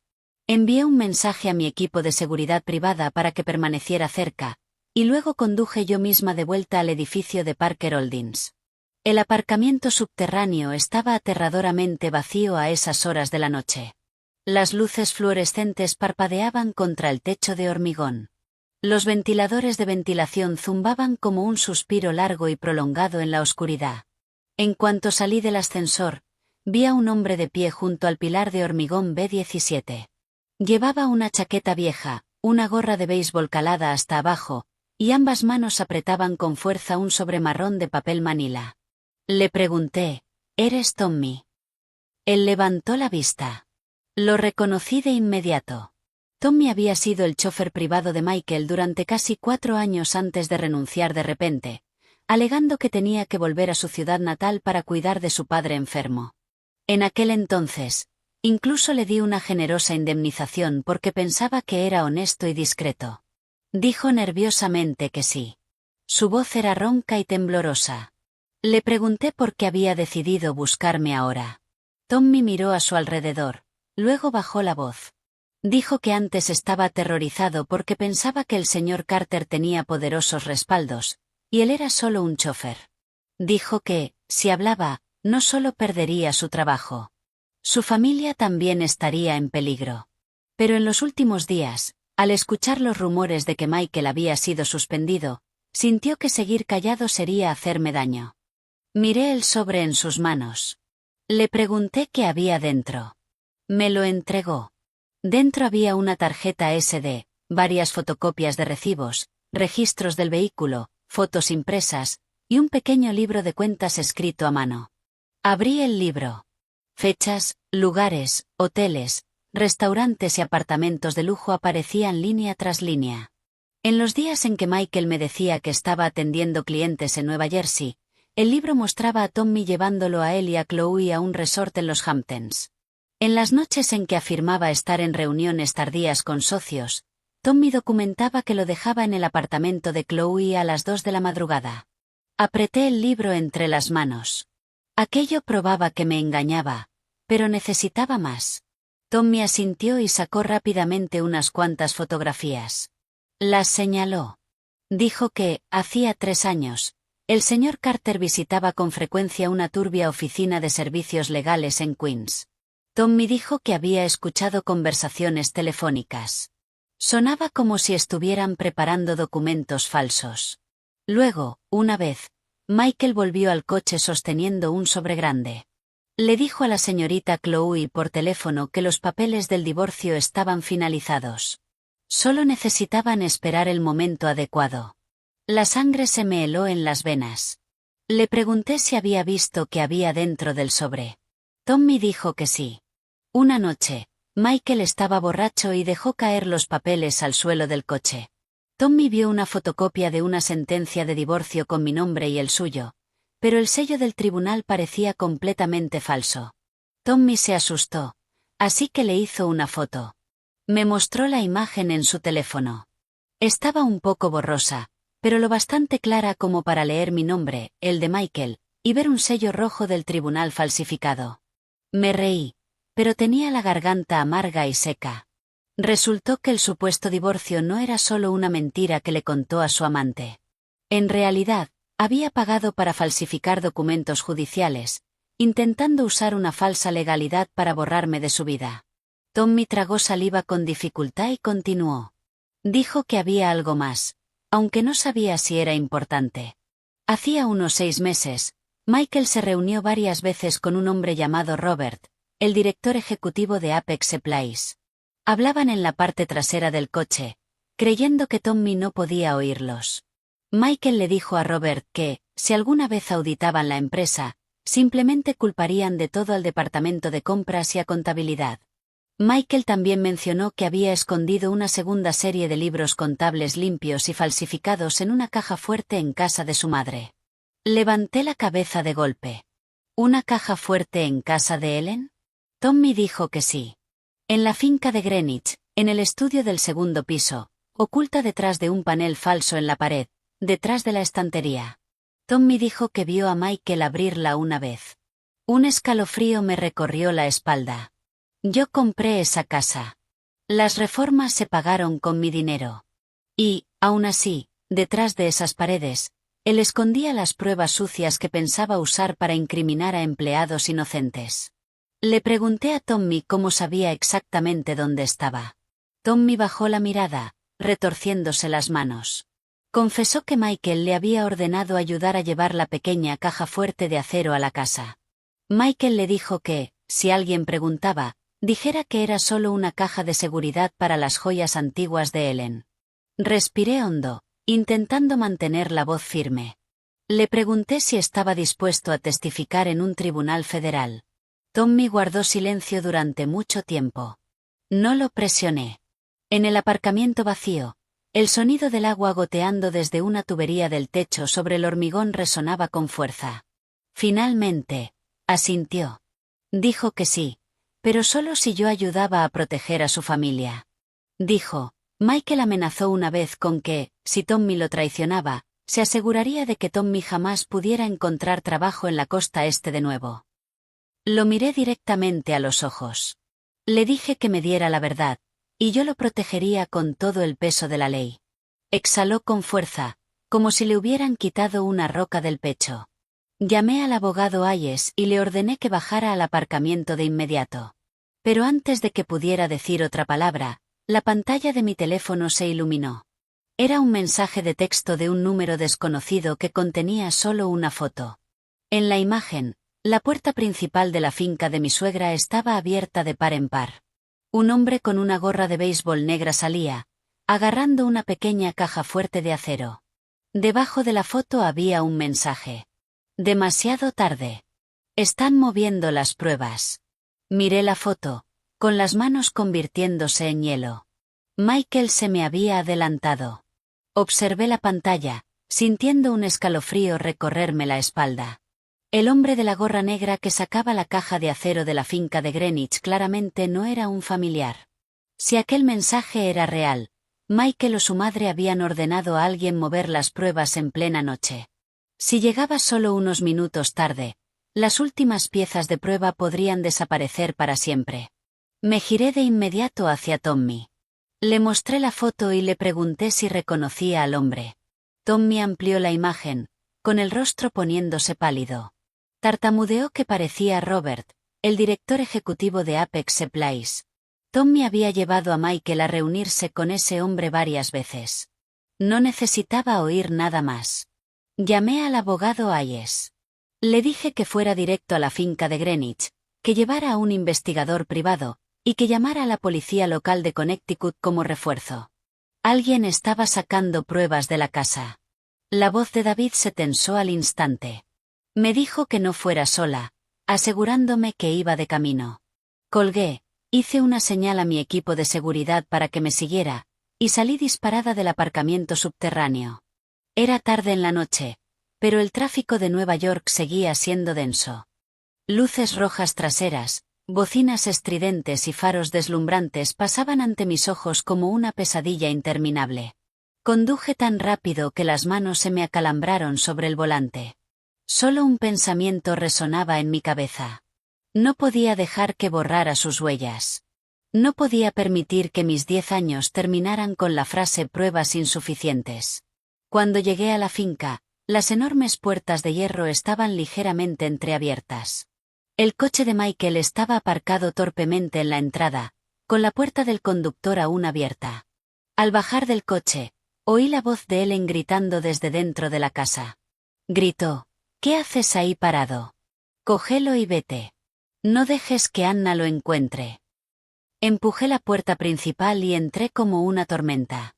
Ellen estaba en medio del vestíbulo, con el cabello hecho un desastre, todavía usando el conjunto de seda arrugado de ayer. Michael estaba cerca de la escalera, con el rostro ceniciento, y el hombre llamado Robert acababa de bajar del segundo piso, apretando la pequeña caja fuerte de acero contra su pecho.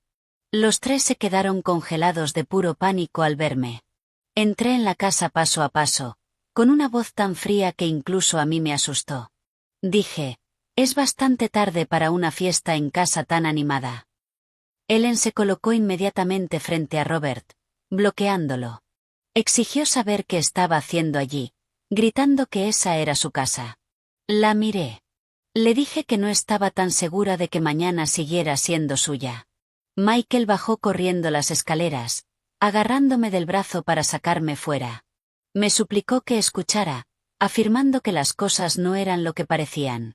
Mintió, diciendo: «Robert solo vino a recoger unos documentos viejos de negocios». Me zafé violentamente de su mano. «¿Documentos viejos de negocios escondidos en una caja fuerte dentro de una pared?», le pregunté. «¿Exactamente lo estúpida que crees que soy?». Su rostro se endureció. Robert intentó retroceder hacia la salida trasera, pero mi equipo de seguridad bloqueó la puerta de inmediato. Robert apretó más fuerte la caja de acero, con el sudor corriéndole por las sienes. Extendí la mano. Le dije que me entregara la caja. Robert miró a Michael. Michael apretó los dientes y le ordenó que no la entregara.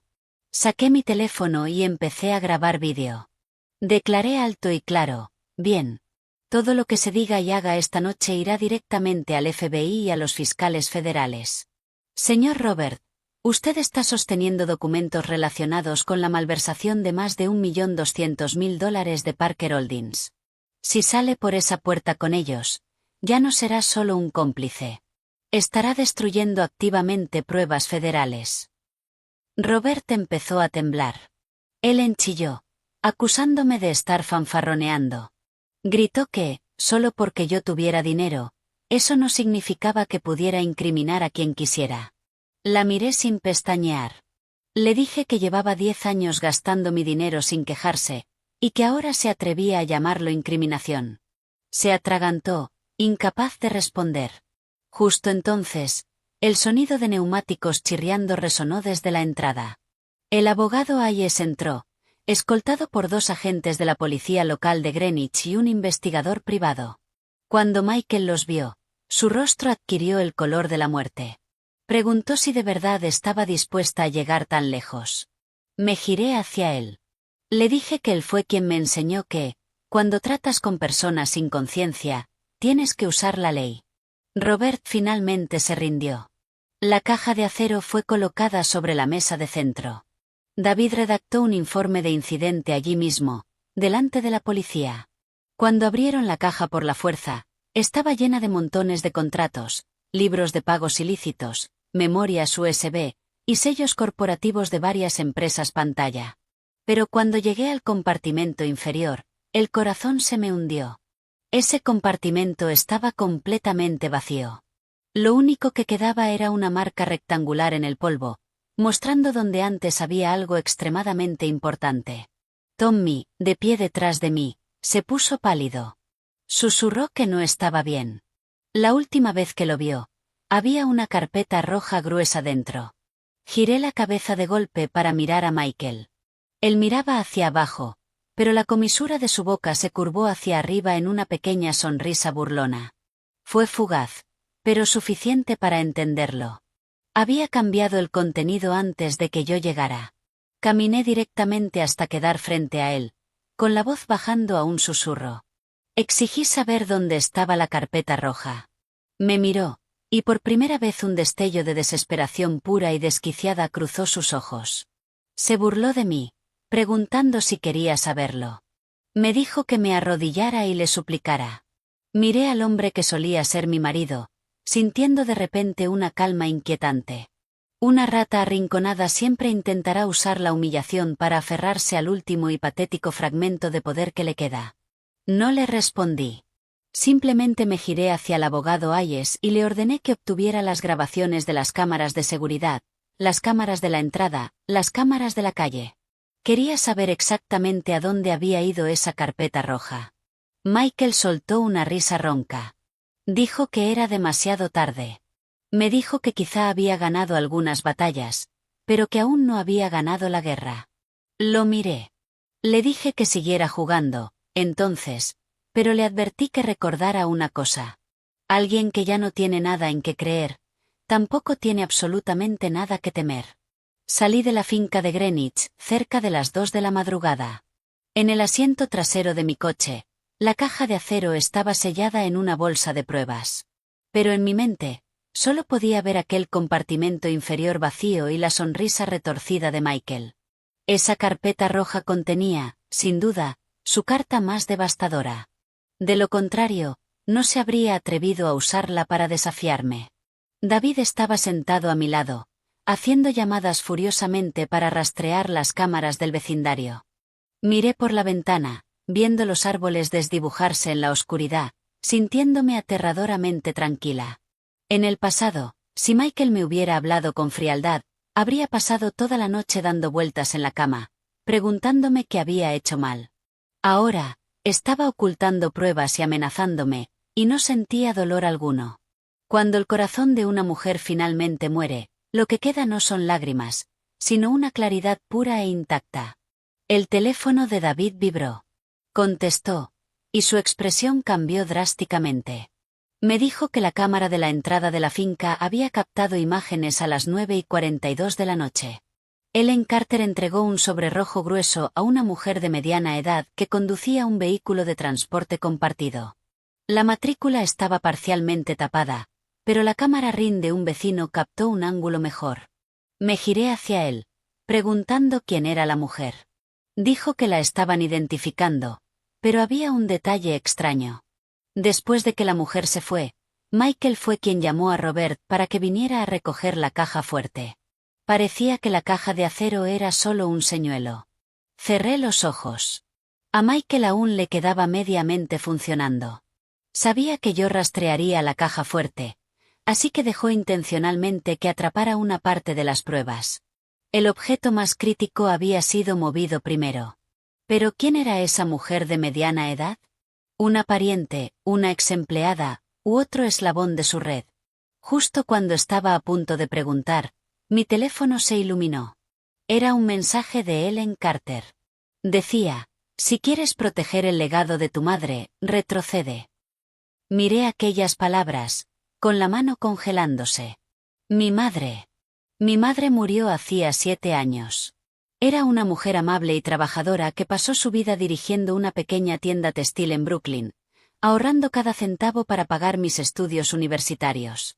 Nunca peleaba con nadie. ¿Por qué Ellen mencionaba ahora a mi madre? La llamé de inmediato. Contestó tras unos cuantos tonos, con la voz ronca, pero llena de malicia. Se burló, preguntando si por fin sabía lo que era sentir miedo. Apreté el teléfono, exigiendo saber qué tenía en sus manos. Ellen rió con crueldad. Dijo que tenía la verdad. Preguntó si yo pensaba que mi madre era tan perfectamente limpia. Afirmó que la casa de Brooklyn que vendí para fundar mi empresa tenía un título de propiedad disputado. Amenazó con que, si la verdad salía a la luz, no solo la reputación de mi madre quedaría destruida, sino que el capital fundacional de Parker Holdings sería investigado a nivel federal. La sangre se me convirtió en hielo. Esa casa fue lo único que mi madre me dejó antes de morir. Ella me transfirió la escritura, y yo la vendí para obtener mi capital inicial. Todo se hizo mediante un notario legítimo. Nunca sospeché nada. Le dije que mentía. Me dijo que preguntara a mis abogados si no la creía. Se regodeó diciendo que la carpeta roja estaba ahora a salvo en manos de su operativa. Advirtió que, si seguía presionándola a ella y a su hijo a la mañana siguiente, todo el mundo financiero leería que la presidenta Anna Parker había construido su imperio sobre una propiedad robada y disputada. Pude oír claramente la voz frenética de Michael al fondo, gritándole a su madre que dejara de hablar. Ellen le gritó que se callara. Gritó que, si yo quería llevarlos a la muerte, ella me arrastraría al infierno con ellos. La llamada se cortó. Me quedé paralizada unos segundos. Un tipo de dolor completamente distinto me atravesó el pecho. No por Michael, sino por mi madre. Podía soportar que mancharan mi nombre, pero jamás permitiría que arrastraran el recuerdo de mi madre por el barro. El abogado Hayes me miró con profunda preocupación. Me advirtió que no creyera ciegamente en ella, afirmando que los documentos muy probablemente eran falsificados, pero añadió que, si se atrevían a usarlos como chantaje, debían haberlo preparado con mucho cuidado. Se ofreció a conseguir los registros de propiedad de hacía 10 años. Negué con la cabeza. Le dije que no solo quería los registros de propiedad. Quería que encontrara al notario, al registro municipal de escrituras, y a cualquier persona cuyo nombre hubiera estado alguna vez vinculado a la historia de esa casa. Quería saber qué habían desenterrado y exactamente qué partes habían falsificado. Justo cuando el coche se detuvo frente a la sede de Parker Holdings, el asistente de David envió un videoclip de la cámara Ring del vecino. La mujer que recibió el sobre rojo se había bajado la mascarilla durante unos segundos para ajustarse el casco. Amplié la imagen en la pantalla, y el corazón se me detuvo. Ese rostro, era Marta, la antigua cuidadora interna y empleada doméstica de mi madre, que renunció el año en que me casé. El día en que mi madre murió, ella fue la primera en limpiar la vieja casa. Las manos se me quedaron completamente frías. Si Marta estaba involucrada en esto, significaba que la conspiración de la familia Carter había empezado hacía muchísimo tiempo, mucho antes de que yo descubriera la infidelidad de Michael. Miré a David y le ordené que encontrara a Marta esa misma noche, antes de que tuviera oportunidad de desaparecer. El equipo de David rastreó la última dirección conocida de Marta hasta un complejo de apartamentos deteriorado en Queens. Pero cuando llegamos, la puerta estaba cerrada con candado. Un vecino nos dijo que se había marchado hacía menos de una hora, llevando una gran bolsa de viaje, y que había tomado un Uber hacia la terminal de autobuses de Port Authority. Me quedé de pie en el pasillo húmedo y mugriento, mirando el candado nuevo sobre la puerta oxidada, con el corazón enfriándose por segundos. Una antigua empleada desapareciendo justo en el momento exacto en que se movía una carpeta de chantaje extremadamente sensible. Si alguien llamaba a eso coincidencia, ni siquiera un niño lo creería. El abogado Aye se giró hacia mí, sugiriendo que quizá intentaba huir del estado. Se ofreció a pedir a sus contactos que revisaran las listas de autobuses que iban hacia el sur o hacia el medio oeste. Negué con la cabeza. Dije, no. No es tan estúpida como para ir directamente a una terminal de autobuses si lleva documentos tan delicados. Buscaría primero un lugar que considerara un refugio seguro. Rápidamente busqué entre mis recuerdos fragmentados de Marta. Cuando mi madre vivía, Marta trabajaba como cuidadora a tiempo parcial, cocinando, limpiando, y a veces quedándose a dormir cuando la artritis de mi madre empeoraba. Era silenciosa, demacrada, y siempre mantenía la cabeza baja. Mi madre sentía lástima por ella, e incluso le prestó dinero para pagar las facturas médicas de su hijo. Después del funeral de mi madre, renunció de forma abrupta, diciendo que necesitaba volver a su ciudad natal para cuidar de su nieto. Yo estaba demasiado hundida en el dolor en aquel momento como para cuestionarlo. Pensándolo ahora, su renuncia fue demasiado perfectamente calculada, casi como si acabara de completar una tarea específica. De repente recordé un lugar, la parroquia de San Judas, en el Bronx. David me miró confundido. Le expliqué que, cuando mi madre vivía, era voluntaria en el Banco de Alimentos de San Judas todos los meses. Marta la había acompañado muchas veces. La parroquia tenía un pequeño convento y un refugio adjuntos. Si estaba aterrorizada, quizá intentaría esconderse allí. Menos de 40 minutos después, nuestro coche se detuvo frente a la iglesia. Estaba a punto de amanecer, y una fina niebla cubría el viejo techo de piedra. El débil sonido de las campanas matutinas resonaba suavemente en el aire. Entré en el patio, con el corazón pesado como plomo. Una monja anciana me reconoció después de que mencionara el nombre de mi madre. En silencio, nos condujo hasta una fila de pequeñas habitaciones de huéspedes en la parte trasera. La puerta de una de las habitaciones estaba entreabierta. Dentro, podía oír un llanto ahogado. Empujé la puerta y entré. Marta estaba sentada en una cama de madera, aferrando la bolsa de viaje contra el pecho. En cuanto me vio, entró en pánico y se puso de pie de un salto, con toda la sangre abandonándole el rostro. Me suplicó que no le hiciera daño, jurando que no sabía nada. Miré la bolsa entre sus brazos. Le pregunté que, si no sabía nada, ¿por qué estaba huyendo? Abrazó la bolsa con más fuerza, con los ojos completamente inyectados en sangre. Lloró diciendo que la habían obligado. Dijo que Ellen Carter la había amenazado. Si no ayudaba, Ellen contrataría cobradores de deudas para reclamar el dinero que mi madre le había prestado años atrás, y denunciaría a su hijo ante la policía por una red de apuestas ilegales. Marta sollozó diciendo que era vieja y que solo quería que la dejaran en paz. Me acerqué un paso, con la voz temblando mientras intentaba contener mi furia. Exigí saber dónde estaba la carpeta roja.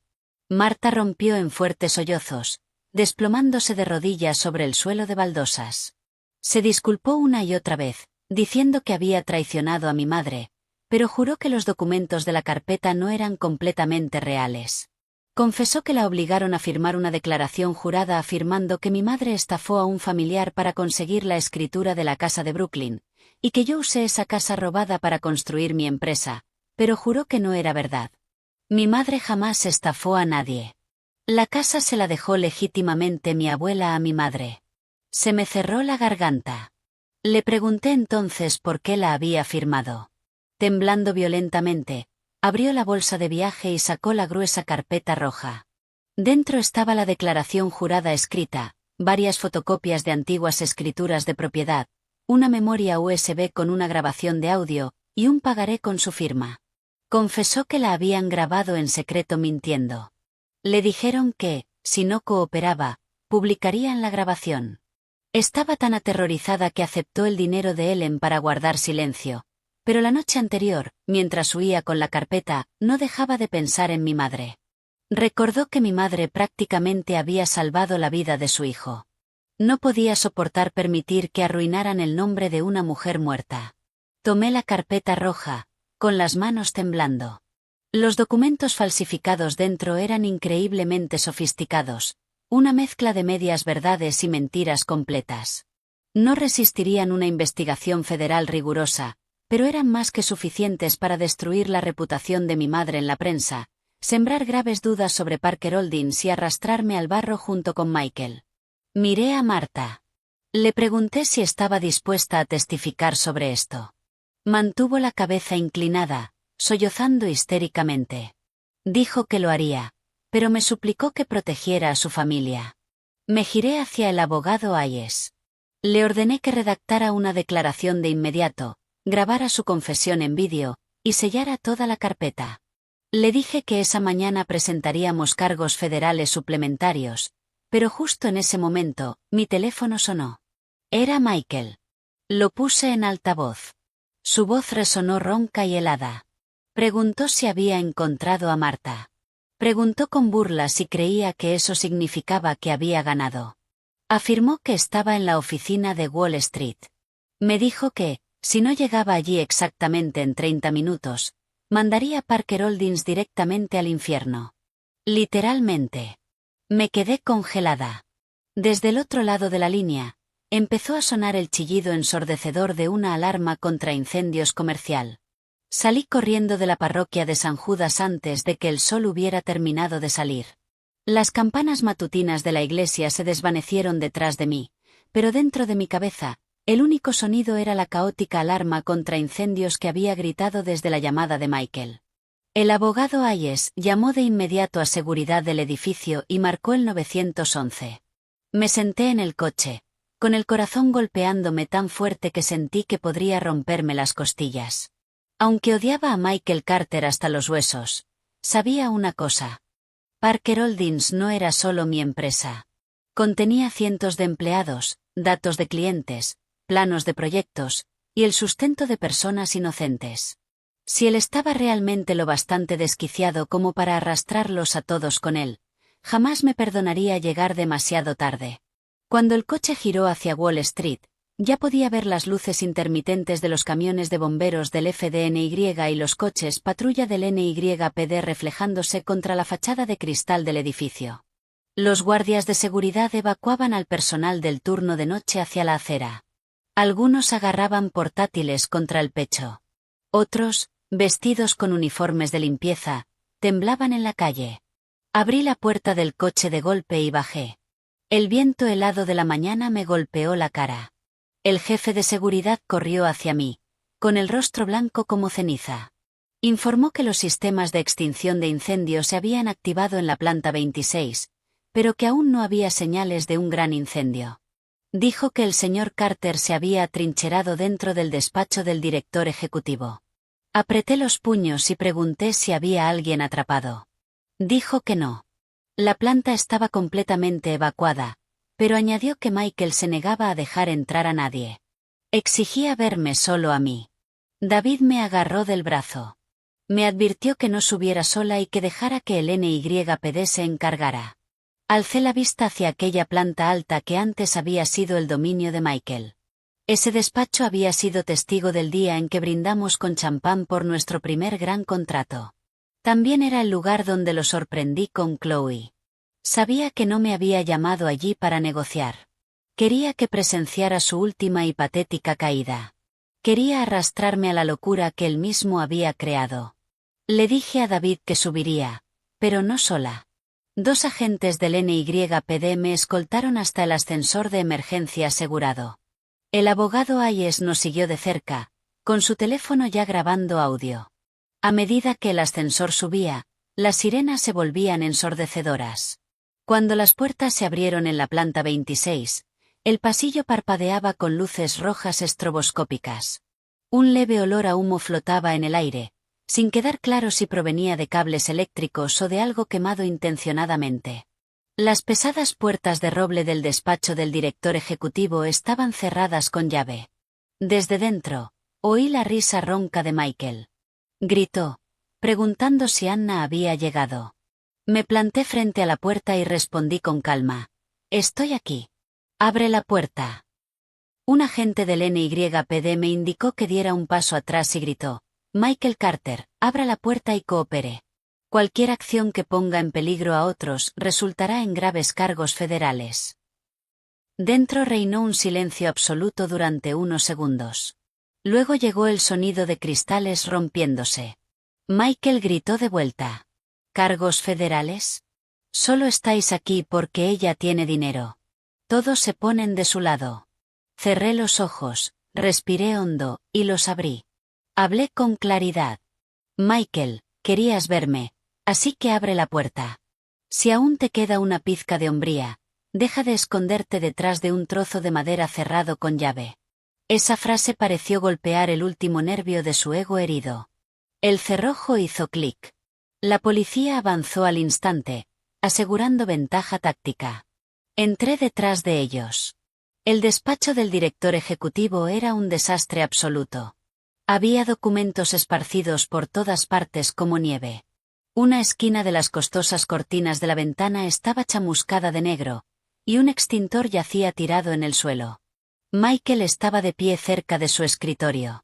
Su camisa estaba arrugada y sucia, y sus ojos estaban inyectados en sangre. En la mano sostenía una memoria USB y varios papeles arrugados. Sobre el escritorio, la foto enmarcada que conmemoraba el 10º aniversario de la empresa estaba hecha pedazos. El cristal agrietado cortaba justo mi rostro sonriente en la imagen. Me miró y empezó a reír. Dijo, ganaste, Anna. Recuperaste la empresa, las casas, el dinero. ¿Qué más quieres? Lo miré durante mucho tiempo. Dije que quería que pagara por lo que había hecho. Sacudió la cabeza, y su risa se hizo más fuerte. Dijo, no. ¿Quieres verme de rodillas? ¿Quieres que admita que me venciste? Pero ¿sabes siquiera por qué te traicioné? Sonrió con desprecio. Porque a tu lado, nunca me sentí un hombre. Eres demasiado inteligente, demasiado fría, demasiado intocable. Viví 10 años bajo tu sombra, sintiéndome como un fantasma. Un dolor agudo me atravesó el pecho, pero no por amor. Fue porque, incluso al final, seguía convirtiendo su patético complejo de inferioridad en culpa mía. Yo nunca le pedí que fuera un fantasma. Él eligió esconderse en las sombras. Con el rostro contorsionado, levantó la memoria USB. Gritó que allí estaban los libros contables de respaldo, amenazando con que, si él lo perdía todo, yo tampoco conocería la paz. Lo miré, con la voz completamente inexpresiva. Le dije que Marta ya había confesado. La carpeta roja estaba en manos de mi abogado. Chloe había entregado todos los correos. Tommy estaba listo para testificar bajo juramento, y Robert había sido interceptado en la finca de Greenwich. Le dije que se había quedado sin cartas. La luz enloquecida de sus ojos se quebró. La energía maníaca desapareció de su rostro, dejando atrás una cáscara hueca increíblemente patética. Dio un paso atrás, con los hombros hundiéndose. Murmuró que era imposible, que Chloe no lo traicionaría. Le dije que él había traicionado primero a todos los demás. Me miró fijamente, con los labios temblando. Preguntó, Anna, si voy a una prisión federal, ¿cómo sobrevivirá mi madre? Sentí que el corazón se me convertía en piedra absoluta. Le pregunté, cuando tu madre preparaba manchar el nombre de mi madre muerta, ¿alguna vez se preguntó cómo sobreviviría yo? Esa sola frase lo dejó mudo. La policía avanzó y lo redujo. No se resistió. Cuando la memoria USB cayó de su mano, el pequeño clic del plástico golpeando el suelo casi fue devorado por las alarmas contra incendios. Pero para mí, fue el último clavo en el ataúd de un reino construido sobre mentiras. Mientras lo escoltaban junto a mí, se detuvo de repente. En un susurro roto y ronco, preguntó, ¿alguna vez me amaste de verdad? Miré al hombre que había destruido 10 años de mi vida y respondí muy suavemente, sí. Y precisamente porque te amé de verdad, el dolor de hoy hace imposible que algún día pueda perdonarte. Bajó la cabeza y fue empujado hacia el ascensor. Las alarmas contra incendios finalmente cesaron. Toda la planta 26 se hundió en un silencio pesado y asfixiante. Entré en el despacho arruinado y recogí el marco de fotos hecho pedazos. En la foto, la Anna de hacía 10 años sonreía radiante, de pie junto al marido que creía que sería para siempre. Lo coloqué boca abajo sobre el escritorio y salí. Fuera de los ventanales, el amanecer de Manhattan acababa de romper. Era pálido, pero indudablemente claro. Una larga y oscura noche había terminado. Pero el verdadero juicio para la familia Carter apenas acababa de comenzar. 3 meses después del día en que Michael fue sacado esposado de la planta 26, llegaron las acusaciones federales.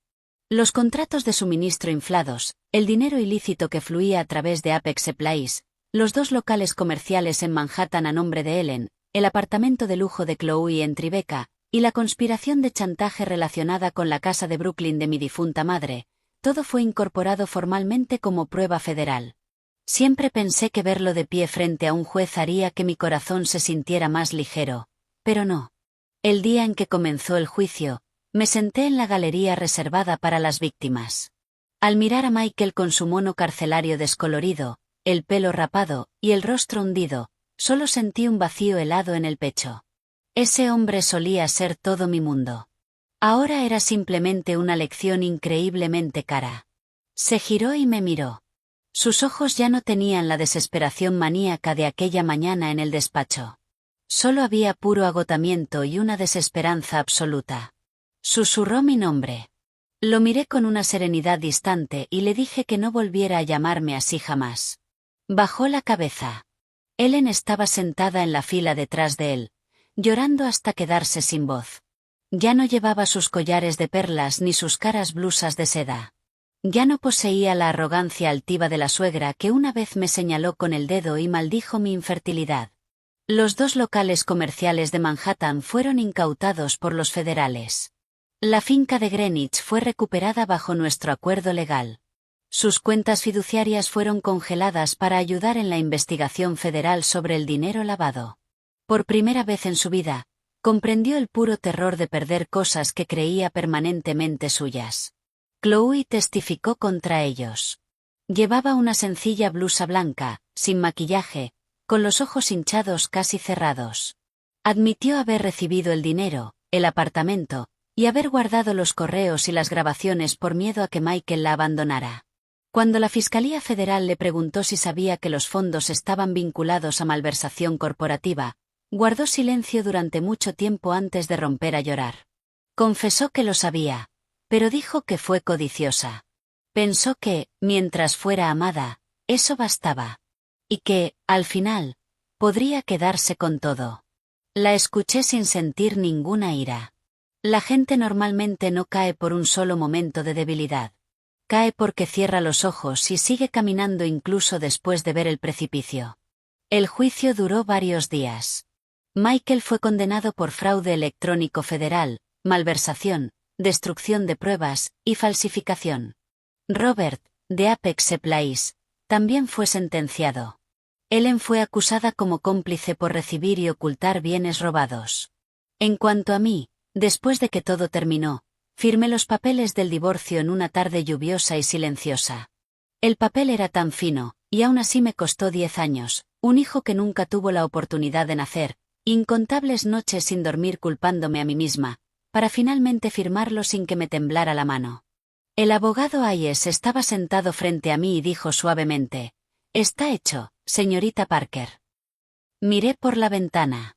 La lluvia dibujaba largas y borrosas líneas sobre el cristal. «Sí, está hecho», respondí. Pero en el fondo, sabía que mi vida no quedaba definida por una sentencia de divorcio finalizada. Parker Holdings, tras soportar una dolorosa purga, se estabilizó poco a poco.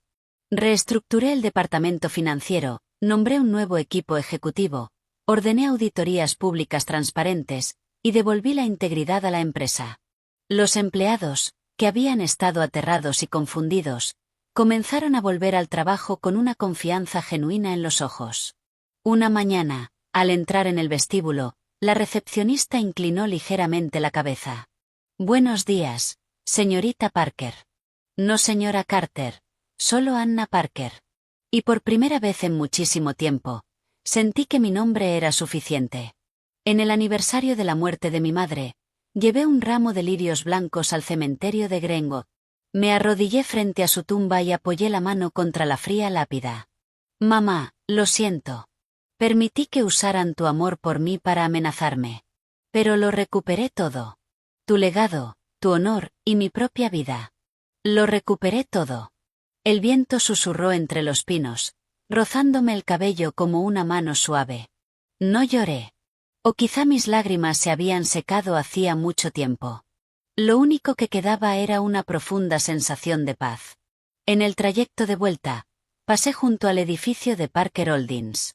El sol de la tarde golpeaba el logo corporativo, haciéndolo brillar como una cicatriz que por fin empezaba a sanar. Me quedé de pie en el vestíbulo y respiré lenta y profundamente. Hace 10 años, construí este lugar por amor. 10 años después, lo conservé para mí. Esa noche, recibí un mensaje del abogado Hayes. El tribunal había impuesto una dura condena federal a Michael. David preguntó si quería presentar una demanda civil separada por daños adicionales. Miré el mensaje durante mucho tiempo antes de responder. Simplemente sigue la ley. No necesito más venganza. Solo quería justicia. Dejé el teléfono y abrí las puertas del balcón. Nueva York de noche seguía siendo ruidosa, seguía brillando, y seguía siendo completamente indiferente al sufrimiento de una sola persona. Pero esa misma indiferencia me recordó que la vida siempre avanza. Quienes traicionan pagarán el precio, y quienes quedan rotos deben aprender a vivir de nuevo. No para demostrarle su fuerza a nadie más, sino para no volver a traicionarse a sí mismos jamás. La historia y los personajes anteriores son creación propia.